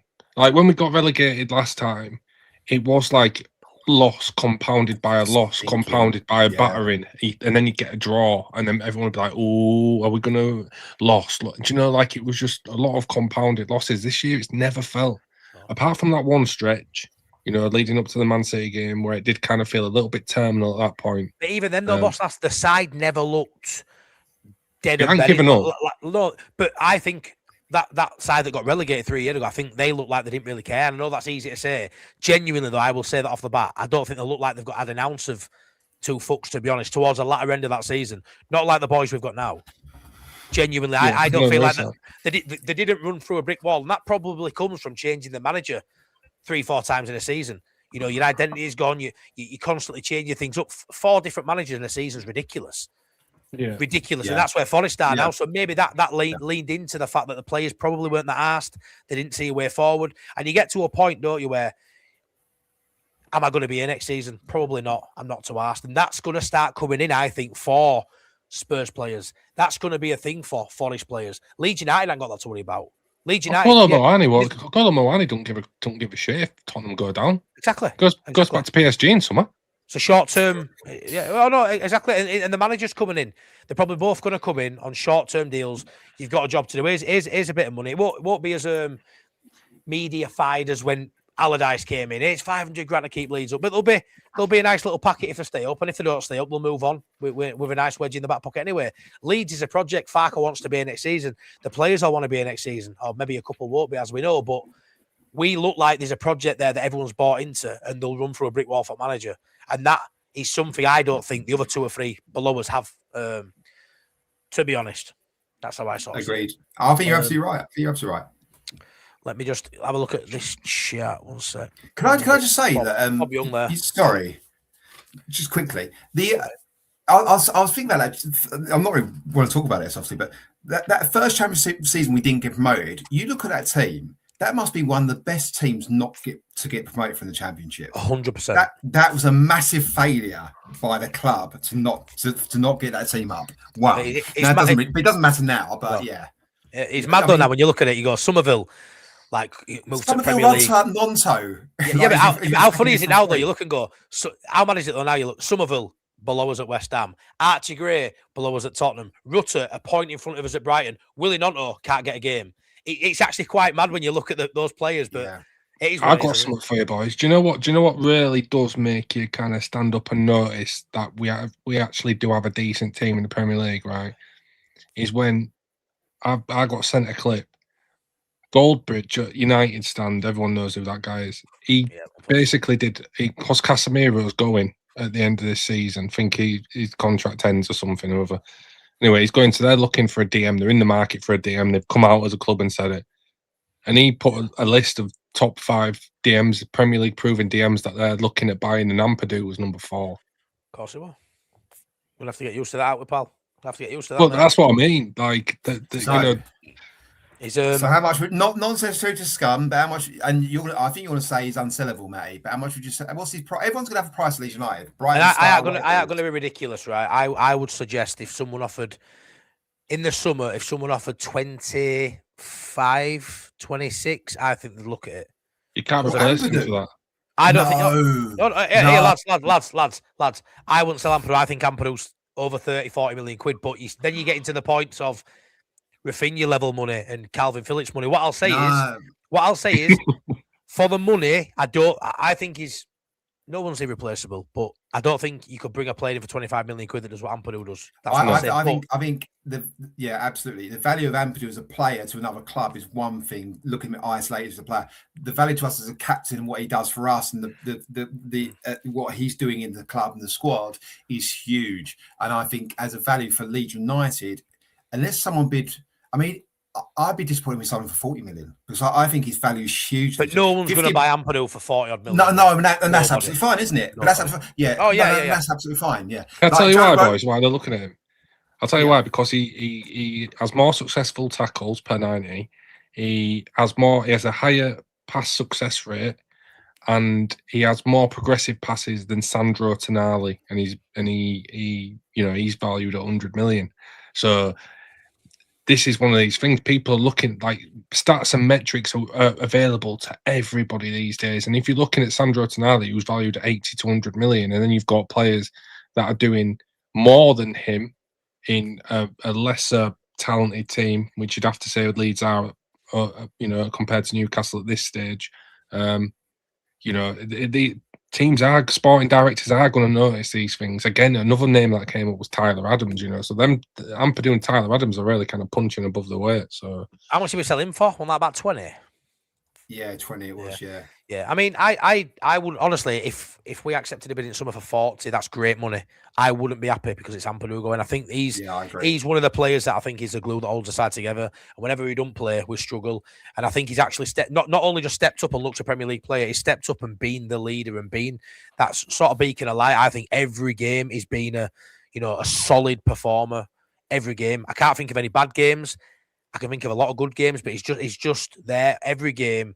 And let's be fair, I think he's adapted. I think he's evolved his game. I think his championship might have been instruction, but he never really passed the halfway line, knocked it in. I didn't have to overdo it. Now you've seen him having shots, you've seen him get forward. I think he's got so much more to his game. I think technically he's gone up a level in Premier League. And I don't know how that works, stepping up in level, but he has. So I wouldn't be happy at that value, but I don't see someone slapping 35, 40. No, I don't. Which is great, AG, because he won't go otherwise. No, because I don't think he's a top 6 central midfielder in the Premier League. I don't. Do you not think if he'd have stayed at Chelsea, though, he's good enough to play for Chelsea? They spent 100 million quid a piece on them two, and don't get me wrong, they're class players. Do you think he'd look out of place if he were again alongside Fernandes? Yeah, I don't. I'm not saying he's worth £100 million. I'm not saying that. But Casado. I know you're not saying that. Casado's like probably the best destroyer in the world. He's unbelievable at it. But I don't know. I think Ampadu's value to Leeds United is so warped because of what he does at this club, the club captain, that he value to us is so much higher than it would be to anyone else. No, I think Ampadu lets himself down sometimes with his tracking of men, and he switches off a little bit in terms of picking. He marks grass a little bit rather than players at times. Doesn't matter for us, but I think he'll matter to big clubs. He does that twice in big clubs, and each will play again. I think the point for me is that there's going to be moving parts and within the league, I don't expect Man United to go for an Ampadu, but if they do go for a Tonali, then the Newcastle look at an Ampadu. Or you know what I'm saying? I think we just got to prepare ourselves.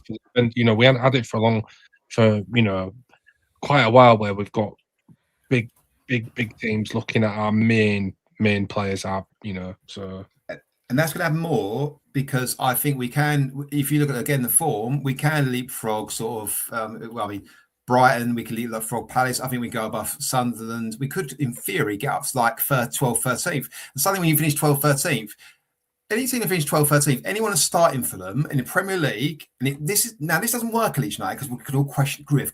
Anyone that starts, that finished 12th, 13th Premier League, everyone that starts for them, or 9 or 10 of them, are worth 20 million plus at least. That's just the way the Premier League works.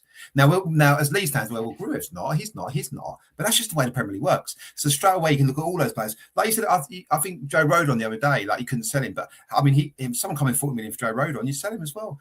BO, I think, is a brilliant footballer. Strout's worth 25 million. These Premier League players. It's mad. John Arias is worth 22 million.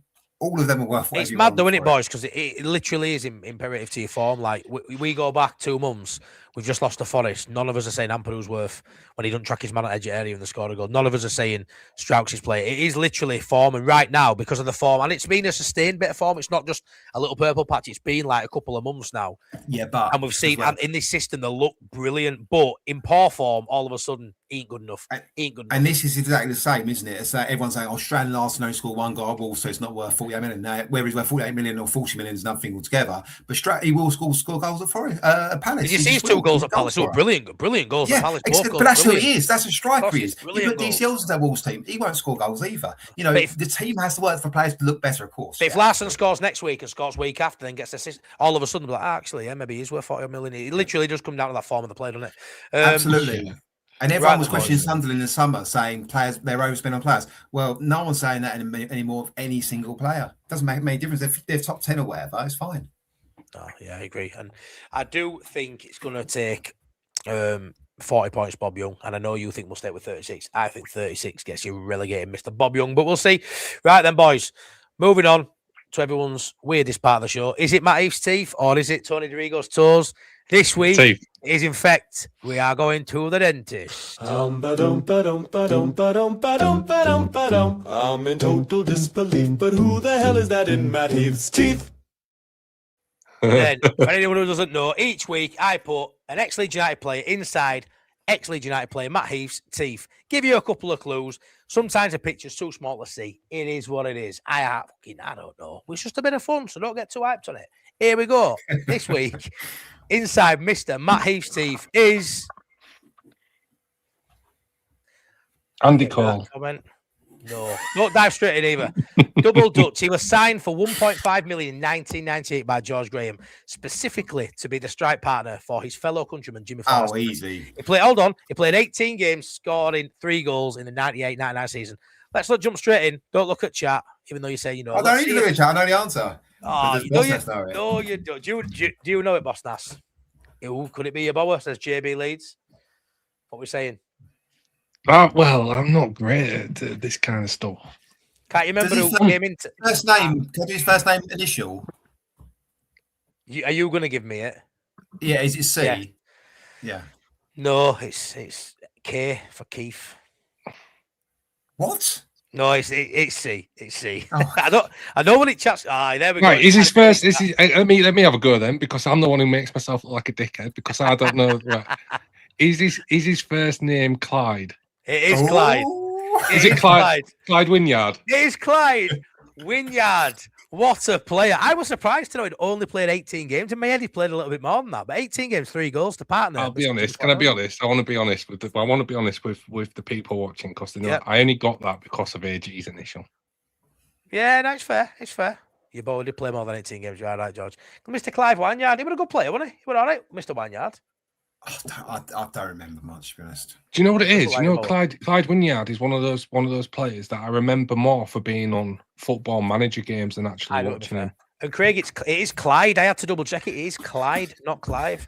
Clyde Wynyard, and that's definitely not how you spell his name. Here, it's weird how you spell his name, but I am the man. I think Richard Hogan's nailed it there. I think. No, you haven't. That's nowhere near right.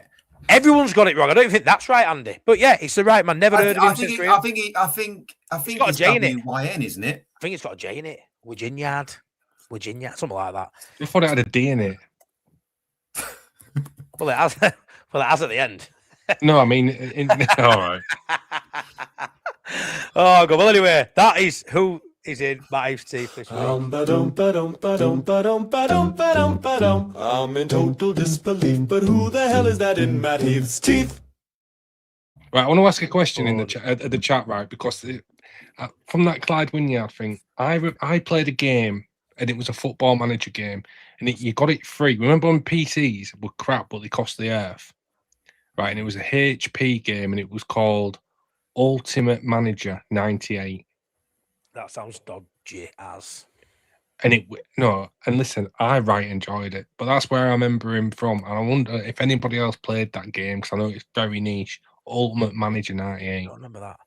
What was everyone's favourite manager game? I'm going to go first. LMA. That's my favourite. LMA Manager. Surely it's just Championship Manager. Surely. Nah, LMA Premier Manager. Premier Manager. What are you playing it on? What were you playing it on? PS1.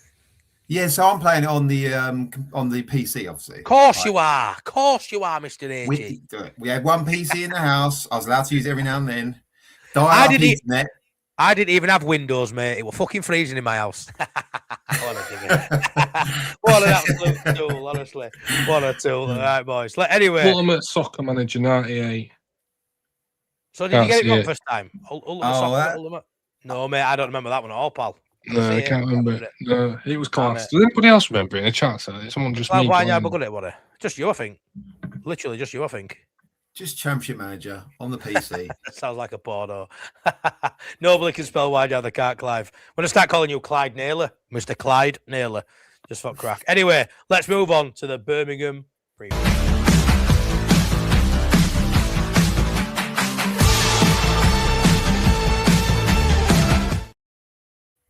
Is Bremner's Go saying Football Manager on the spectrum, or is he saying Football Manager were good lads? Fuck me, you're on the spectrum. No, I think it means that proper old console. Didn't it play from like cassette tapes or some shit? Yeah, to be fair, probably. Right then. What's a spectrum? Hang on. You're on it. I think we all are. Three of us are on fucking spectrum, lads. Fucking hell. I've googled it. It's brought up a picture of Matty. What is it? ZX Spectrum, yeah. No idea. Yeah, I'm sure it didn't. Hey, Bremner's, did it play from like? Did it play from cassette tapes? Take about 15 minutes to load. Oh god, we love these nostalgic chats, don't we? Than a Commodore 64. Is it older than a Commodore 64? I never had that. I think so. That's too old for me. My first one was Sega Mega Drive. That's where I started. Do you know what mine was? You're a kid. You're a kid. I'm just a boy. I think this one came before the Mega Drive, honestly. And again, it might be a really weird thing that I had. It was called a Sega Master System. Yeah, you're old. Anybody remember the Master System? It had Alex the Kid built in, and the controller was more of a oblong than. We all are. I had a Commodore 64, and the main game I played was a circus game. And you used to jump off the top of a diving board and land in the paddling pool. And you used to have to just nudge it left and right to make sure you land. I used to play it for hours, and you couldn't really miss the paddling pool. Yes, here we go. Bremner's. Yeah, he had one. Master System came before the Mega Drive. Yes, you know Bremner's. It is it? Is it? No, Commodore 64 is old, mate. Well, that's me. I'm older. Did you have I'm one older of them? than you two. Yes, I'm older than you two. Oh, what year is that? No idea. Anyways, boys, let's move into Birmingham chat. Jesus, Wex. You're showing your age here, AJ. You're embarrassing yourself, kid. Well, not kid. Embarrassing yourself, old man. Anyways, boys, right. So you know me, it's FA Cup time. You know I like to have a massive kick-off about it because there's always someone, Richard Hogan, in the chat who says he's not really bothered if we win or lose this weekend. He said that, Richard, and I know you'll back yourself and say it again. But there's a few Leeds fans who aren't too arsed about the Cup. Would you take relegation and an FA Cup final? No, you probably wouldn't. But why can't we have both? AG did the thumbnail as he does all week, every week. Nice little homage there into the Liverpool cream suits. I liked it. I like the FA Cup touch. I don't know if that went unnoticed by many, but very good. Obviously, it's still a few rounds away, mate. But can we get to the 6th round? Bit of a banana skin, Birmingham away, but a winnable game and a chance to play some players that will definitely be eager for minutes and probably frustrated for minutes. And we're either going to see a really hungry lineup or, a few players maybe justify why they haven't been playing, lads. You know, your Nontos, your Tanakas, your Piros. Interested to see how they get on Sunday because they will be playing. I would imagine they will be starting. And a little bit of good news is I thought Buonanotte was cup tied but with the rule change this season, he can play. So very interesting to see the lineup, boys. What So, do you think? Yeah, The more what we is get your in, thing? sorry. Go on, you go. You go. Well, the only thing I was going to say is, yes, the FA Cup, brilliant. It's a chance to win it. Crystal Palace obviously did it last year. The big teams, as much as they say they respect it, they don't put as much emphasis on it because they're already in Europe. What a thing it would be to win the FA Cup because it gets you in Europe. And you win the FA Cup. 100%. 100%. They are I am Wembley sure as well. JB. I am sure Keynes deserves a start, buddy, mate. No, Things with Keynes, it's been nice that he's been there, and he's behind the scenes, sort of a bit like Byron, just happy to be there, but he's fourth choice for a reason. I'd is that actually a play quiz Millie joke? over him. Is that a quiz joke? I'd actually play Millie over him, but what I'll say is surely Perry starts in this one. Mr. Perry Sauce must be in this one, surely. I think that might be a quiz joke though. It's fifth round. Is it fifth round on Sunday? Win that Yeah. one into sixth round. That is right, though, isn't it? It's fifth round That's tomorrow. correct, yeah. You can do +1. But the lineup, boys. I mean, do you think it'll be massively changed? Because I think there'll be 3 or 4, but I can see the staple being a lot of the regulars, Ampadu, etc. Well, we haven't got a lot of defenders to change things, have we? Anyway, No. I don't think Byram's going to start, so there's not a lot of options left there. If Strout's out as well. I mean, the interesting starting places for me. If we play a 4-3-3, who the attacking three are? If we play a 4-2-3-1, because I think he'll play 4 at the back because we just haven't got enough defenders, and it's easy. We've got more attackers to change. Yeah. We've got more attackers to change it. So, and if you pick 4 attackers, so you 4-2-3-1, and you got Nonto, Buonanotte, Okafor, James. Who am I missing? Okafor. I said Okafor. Pirot. Nemecha will want to start. There's a lot of players to fit into 4 there, and I think he's gonna have to let one. So if he plays James, Nonto, Okafor as the attacking midfield 3, Buonanotte's still on the bench, which I think might happen. I think he's gonna start James. I think Nonto's got to start. I agree. Start, and I think Nemecha will play, and then Pirot's got to start as well. You bench Nemecha and Buonanotte? I think so. I don't think Buonanotte starts in this. Not if he's fighting with James and Nonto for starts. What on earth did we? But what on earth was that purchase? We needed a left-footed, right-sided centre. What for? Just to laugh at that can fill in at training and have something different to play against. That's a bizarre sort of way to. Was it fan appeasement? I mean, they knew the player they were getting. I don't understand that one really. I think it just gives him another option he won't choose. Yeah, I feel sorry for him. I feel sorry for him. I feel really sorry for him. Honestly, boys, I see him playing as day, jogging up and down sideline at Chelsea, and just for him not to touch grass again. You've got Tanaka as well. Tanaka's third game though. Nonto's gone 2 games without touching pitch, but I think he got some minutes against Arsenal, didn't he? But Tanaka's had 3 unused sub appearances. But why can't you play him why can't you give him a game on the right wing? Oh, Buonanotte, you mean now? Yeah. Well, he can. I just don't think he'll start him over James. It's all about trusting Farke. And what I'll say is, I always have these conversations about Farke. We had it with Ramazani and all that shit, yeah. But I aren't bothered because the results are working. But it's quite an interesting conversation when you're holding on the player. Yeah. The player, is Tanaka there going, oh, I'm loving being at Leeds right now? No, is he heck? Is he heck? He's wanting. Surely you've got players there thinking, I just want an in now. I want to kick a ball. I want to get on the pitch. I'm not even bothered if one of my teammates maybe has to miss a couple of weeks, so it gives me an opportunity. I reckon when you're sitting out for 3 or 4 weeks in a row, that shit comes into your head, to be honest.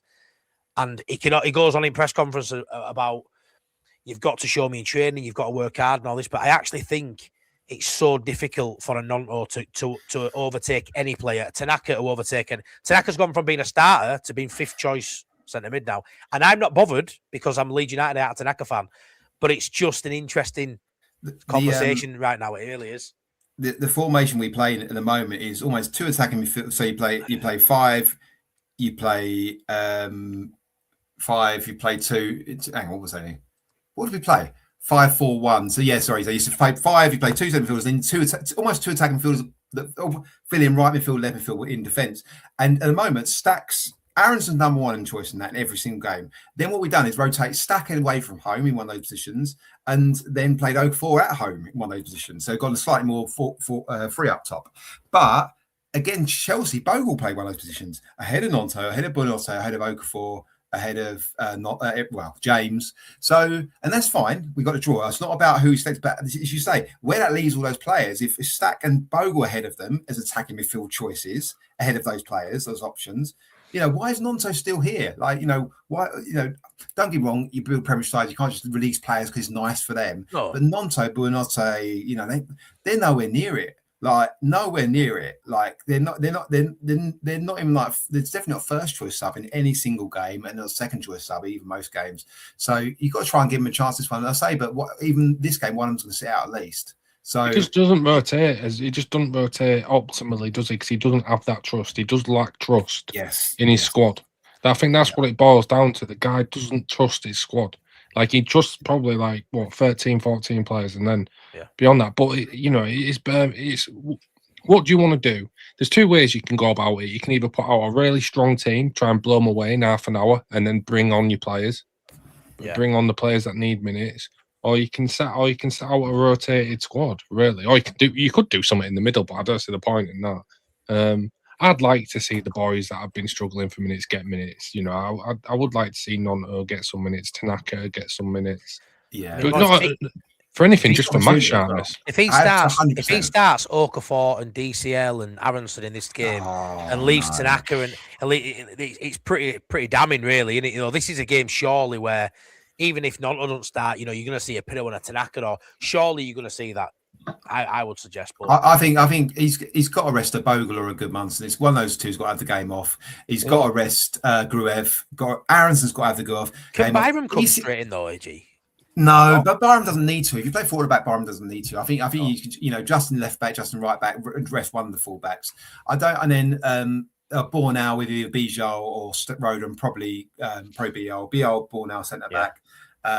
Say it's Justin right, Goodmanson left. You play Stacker centre midfield with probably Ampadu starts because he's captain, and then say you've got so many attacking options there. Where Perot's got to start, surely. Sure. I mean, Perot just needs to one side stay. So Perot starts up front, which means Okafor probably starts left, which means you've got James, Nonto, Buonanotte fighting out for the other two positions. Am I missing someone? I think I might be, but. And then one of them doesn't start, which probably Buonanotte, and he just sits on the bench. There is another way to look at it. What players do you not want to risk? What players do you definitely want to give? Right. So for me, I want to give Ampadu a rest 100%. I want to give again Bogle, Goodmanson a rest if I can. You're going to want to rest one of your first choice centre backs. Rodon's one of them. Dominic Calvert-Lewin's definitely not seeing grass. Perot probably starts. So I'm not sure if they'll look at it kind of that way. Like, who do we definitely want to just give? Oh, yeah. No, I agree. I think that's all Fark to be worried about. Exactly that. I think DCL shouldn't even go with a squad. DCL should be just left at home, just have a nice day, your feet up, give him a complete rest. I mean, he's not played this many games in the season for so long. We don't do what we done several times now and run him into the ground. Then last 6 games, everyone's knackered. Like, think of it. Go back to it. I was annoyed at the time. DCL playing the whole game against Forest was absolutely. We've scored the 3rd goal in the 47-minute. He played the whole game. I know, but still, it annoys me. And then he missed the fucking Chelsea game. But yeah, so DCL shouldn't go. Goodmanson or Bogle should rest. Rodon, Ampadu. You got Snacker and Gruev can start. You got Snacker and Longstaff should both be starting this game. And as Boston said as well, match sharpness. If we get a couple of injuries over the next couple of weeks, you need players to hit the ground running. So give them to give as many of those guys as possible 70, 80, 90 minutes. Aronson gets a rest for me as well. Oh, 100%. We've got so many attacking options. 100%. 100%. Yeah, no, I don't think kids come in, to be honest. I don't think Cresswell will come in for me. I really don't. No. I don't see it. He's been training with the first team, but I don't might make the bench, mate. Probably make the bench a couple of young ones, but I don't see him. I think Farke will take it fairly seriously, this, to be fair, with lineup. I think Ampadu starts. I think there'll be maybe 4 or 5 who have been in mainly. Then I do think a Pito and Nonto. I think there'll be a few coming, but I think it'll be a good enough side to win. And let's be fair, if we get a favourable tie again, as long as you avoid Arsenal, City, I kind of think Leeds won't be Arsenal we play. He is Charlie Cresswell's brother. Is it Alfie Cresswell? Yeah, centre midfielder. I think he'll go filling it back as well. Yeah, but I think he might be. I think in the first team he's seen as more of an option in the back three at the moment. It sounds like it, doesn't it? But, it sounds like he's been playing in the under 21s. He plays in centre midfield mostly. Yeah, he does. Right then, boys. Get it. Get Farker wants us to lose. I'm not sure about, mate. Right. Give us a score prediction, boys. I'm going to go first. And I'm going to say, same as Derby, 3-1 Leeds.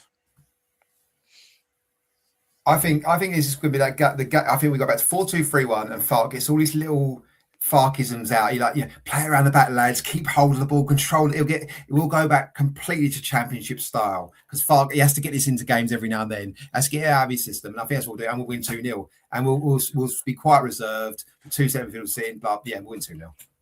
I think we absolutely batter them. I'm going 5. Really? Yeah. They're no mugs, Birmingham, mate. Just outside playoffs.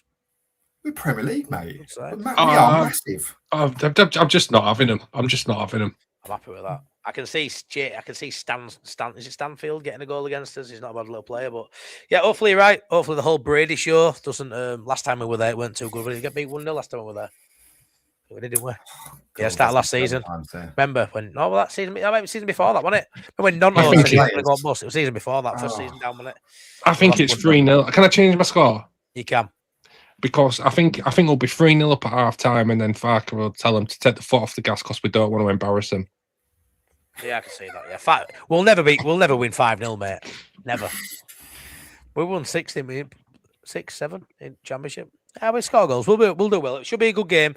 Taking the boy as well, so watch out for the match day vlog. I am taking the son, Theo, so hopefully he will be on top form again because he just makes the day even better. Right then, a quick shout out for these 171 people in here. 134 likes, 16 likes away from 150. That would be brilliant if we can hit 150 likes, please. So I'm going to say, because I've been getting hounded by a select few, JB Leeds especially. So I've got merchandise, I've got t-shirts that I've had for about 10 months, and boys, you don't bought any because you just have. But a few boys in group chat, I bought it. I bought some bits, and I've created 2 new designs this week. So these aren't on the website yet. I'll show you the bits that are on the website, but these are my 2 new designs which will be up in the next week or 2. I just need to get a sample sent out, make sure I'm okay with it. But this is the first design, not that one. That one, Imagine Not Being Leeds t-shirt. So that's on the back with the Imagine Not Being Leeds logo, similar to this on the front. So yeah, I really like that design. So yeah, that will be live on the website in the next few weeks. I will let you know when it is. And then this one too, I've been hounded to do a Late Night Leeds t-shirt, and I've come up with this. What do you boys think to this? I think it's... Go on, AJ, you talk. I think it's lovely. Oh God, I absolutely love it, mate. It's so funny. It's so funny. Just the fact that the onion's on there with a pumpkin on his top, and that's not a pumpkin. I'm joking, mate. That's what he said. Mr. Matt Heath, AG didn't like how Matt Heath had more of a prevalent. Matt Heath's bigger than any of us. Like, he's the main feature. It's a fact. I've got a full mustache, which is just a lot kinder than the reality of a few ginger whiskers. But yeah, that's there you go. Where is doing egos toes? That might be on next week. God, imagine, yeah. But I do have the link in my description below. You can check out the current designs that I already have on there. If you would like to purchase a shirt, that would be great. If you don't want it, absolutely fine too. But I've been asked to sort of mention it a bit more. So they're there if you want. Link is in the description. Right then, boys, let's end on Star Chats.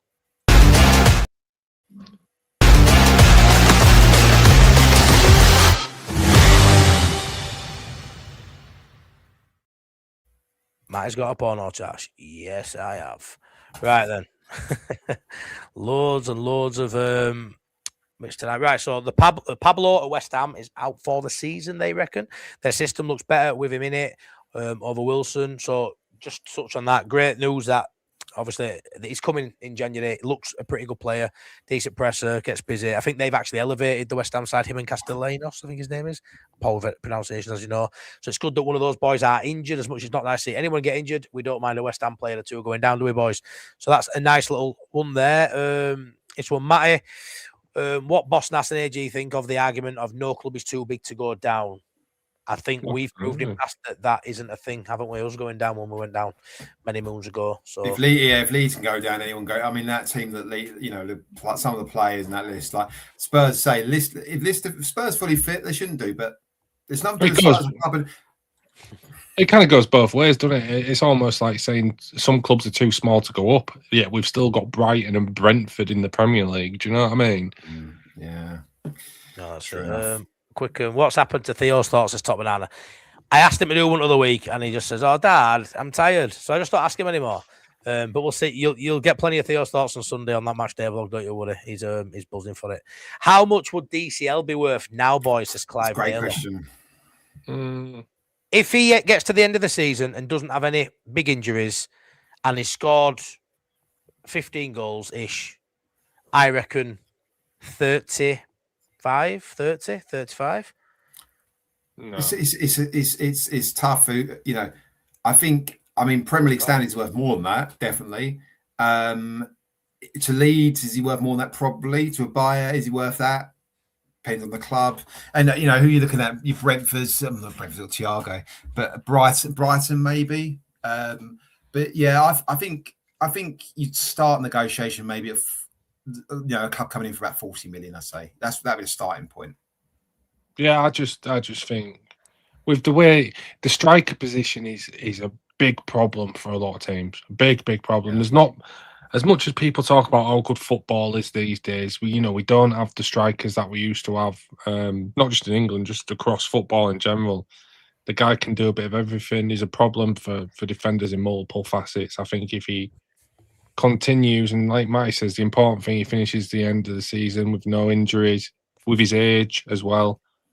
I think you probably start the negotiation at 55 for myself. I think, boys, he's always going to have that injury tag until it's more than a season, though. There's always going to be that following him around. I think there's element of truth in that, as I say. But if he does finish the season fully fit and gets 15 goals, I think, 40 is probably where the other club comes in. But as Boston said, I think you can get 55 plus for him. If you look at Strand Larsen, and I like Strand Larsen, maybe he's worth same as what Strand Larsen went for them. So maybe I'm wrong there. No, absolutely. I mean, any striker that scores that many goals in the Premier League, English, and he's talented. He's shown in the past as well. He's shown his ability. Well. So yeah, no, absolutely. Stack's an interesting one for me. I mean, I know it's not a question anyone else asked. Stack's value is really interesting to me. I think when I think of Leeds, what they've done this season, and I think who. I mean, there's been lots of really good performances, but Stack is a signing and what he offers and how unique he is and what he can do. I think Stack is going to go on to be a really, really, really good, respected Premier League player. I think he's Leeds at the moment. I think he's a certain level, but I think he'll kick on again. And I think, it'd be a German international. And I think, a lot of people will be talking about him. And I think a lot of clubs are very interested in him. Yeah, that Howson lad, I can't remember his first name. He's another Man United YouTuber. Stephen Howson, I think his name is. He did a video on him in summer before we was even linked to him. Yeah, I'll say that. Talking about how he was on quite, not everyone's shortlist, but a lot of big clubs' shortlist, maybe a little bit further down, but he was already appearing on big club shortlists. Yeah, true. Yeah, Arsenal rumoured to be sniffing around Stack already, apparently. I hope not. Well, that makes a lot of sense because they're so dependent on Rice and Stack. I mean, Stack will go in but he would go in as a sub at Arsenal. Yeah, would you? Yeah, it would. What's this one? What's happened to Mr. Whitesnakes? It's Matt Hopkinson. Just nothing, mate. I think he's all right. I don't think he watches anymore. I don't know why. Bit of a mad one, really. But if you're watching, which I don't think you are, Steve, I hope you're well. But yeah, whenever he wants to do a poem, if he does, I've told him it's always well. He can send it somewhere else. I've just not heard from him. In a while, to be fair, but I hope he's well. I see him on other channels and that, so I think he's fine. But yeah, he knows if he wants to knock us a poem up, we are all for banging out, because I do miss Mr. Whitesnake's poems. I do miss him. It's a nice little segment. But, yes, DCL is only 27, I think, so still young. He is, mate. And DCL 40 million to other Prem teams or 100 million to Palace. Yeah, Palace will spend a bit more for him, won't they? Right, then, boys. I think we are going to call it there. 146 likes. Please smash a like. We're far away from 150. 159 people still in the chat. Really appreciate you tuning in for 2 hours of your Friday night. As always, we're here. We love doing the show. How we do? Right, boys. Oh, to add before we move on and end it. I think that's it. Honestly, I love when I just got a bit of a waffle, then I just drop. Go on, anything. AG it's just fuck off. I'm not bothered. I love AG. Honestly, I love AG. He's just funny as fucking it. But yeah, we'll call it there. We beat the Brummies on Sunday, and then we go into a nice little week break until we play. Who have we got? City. Villa. It's Villa first.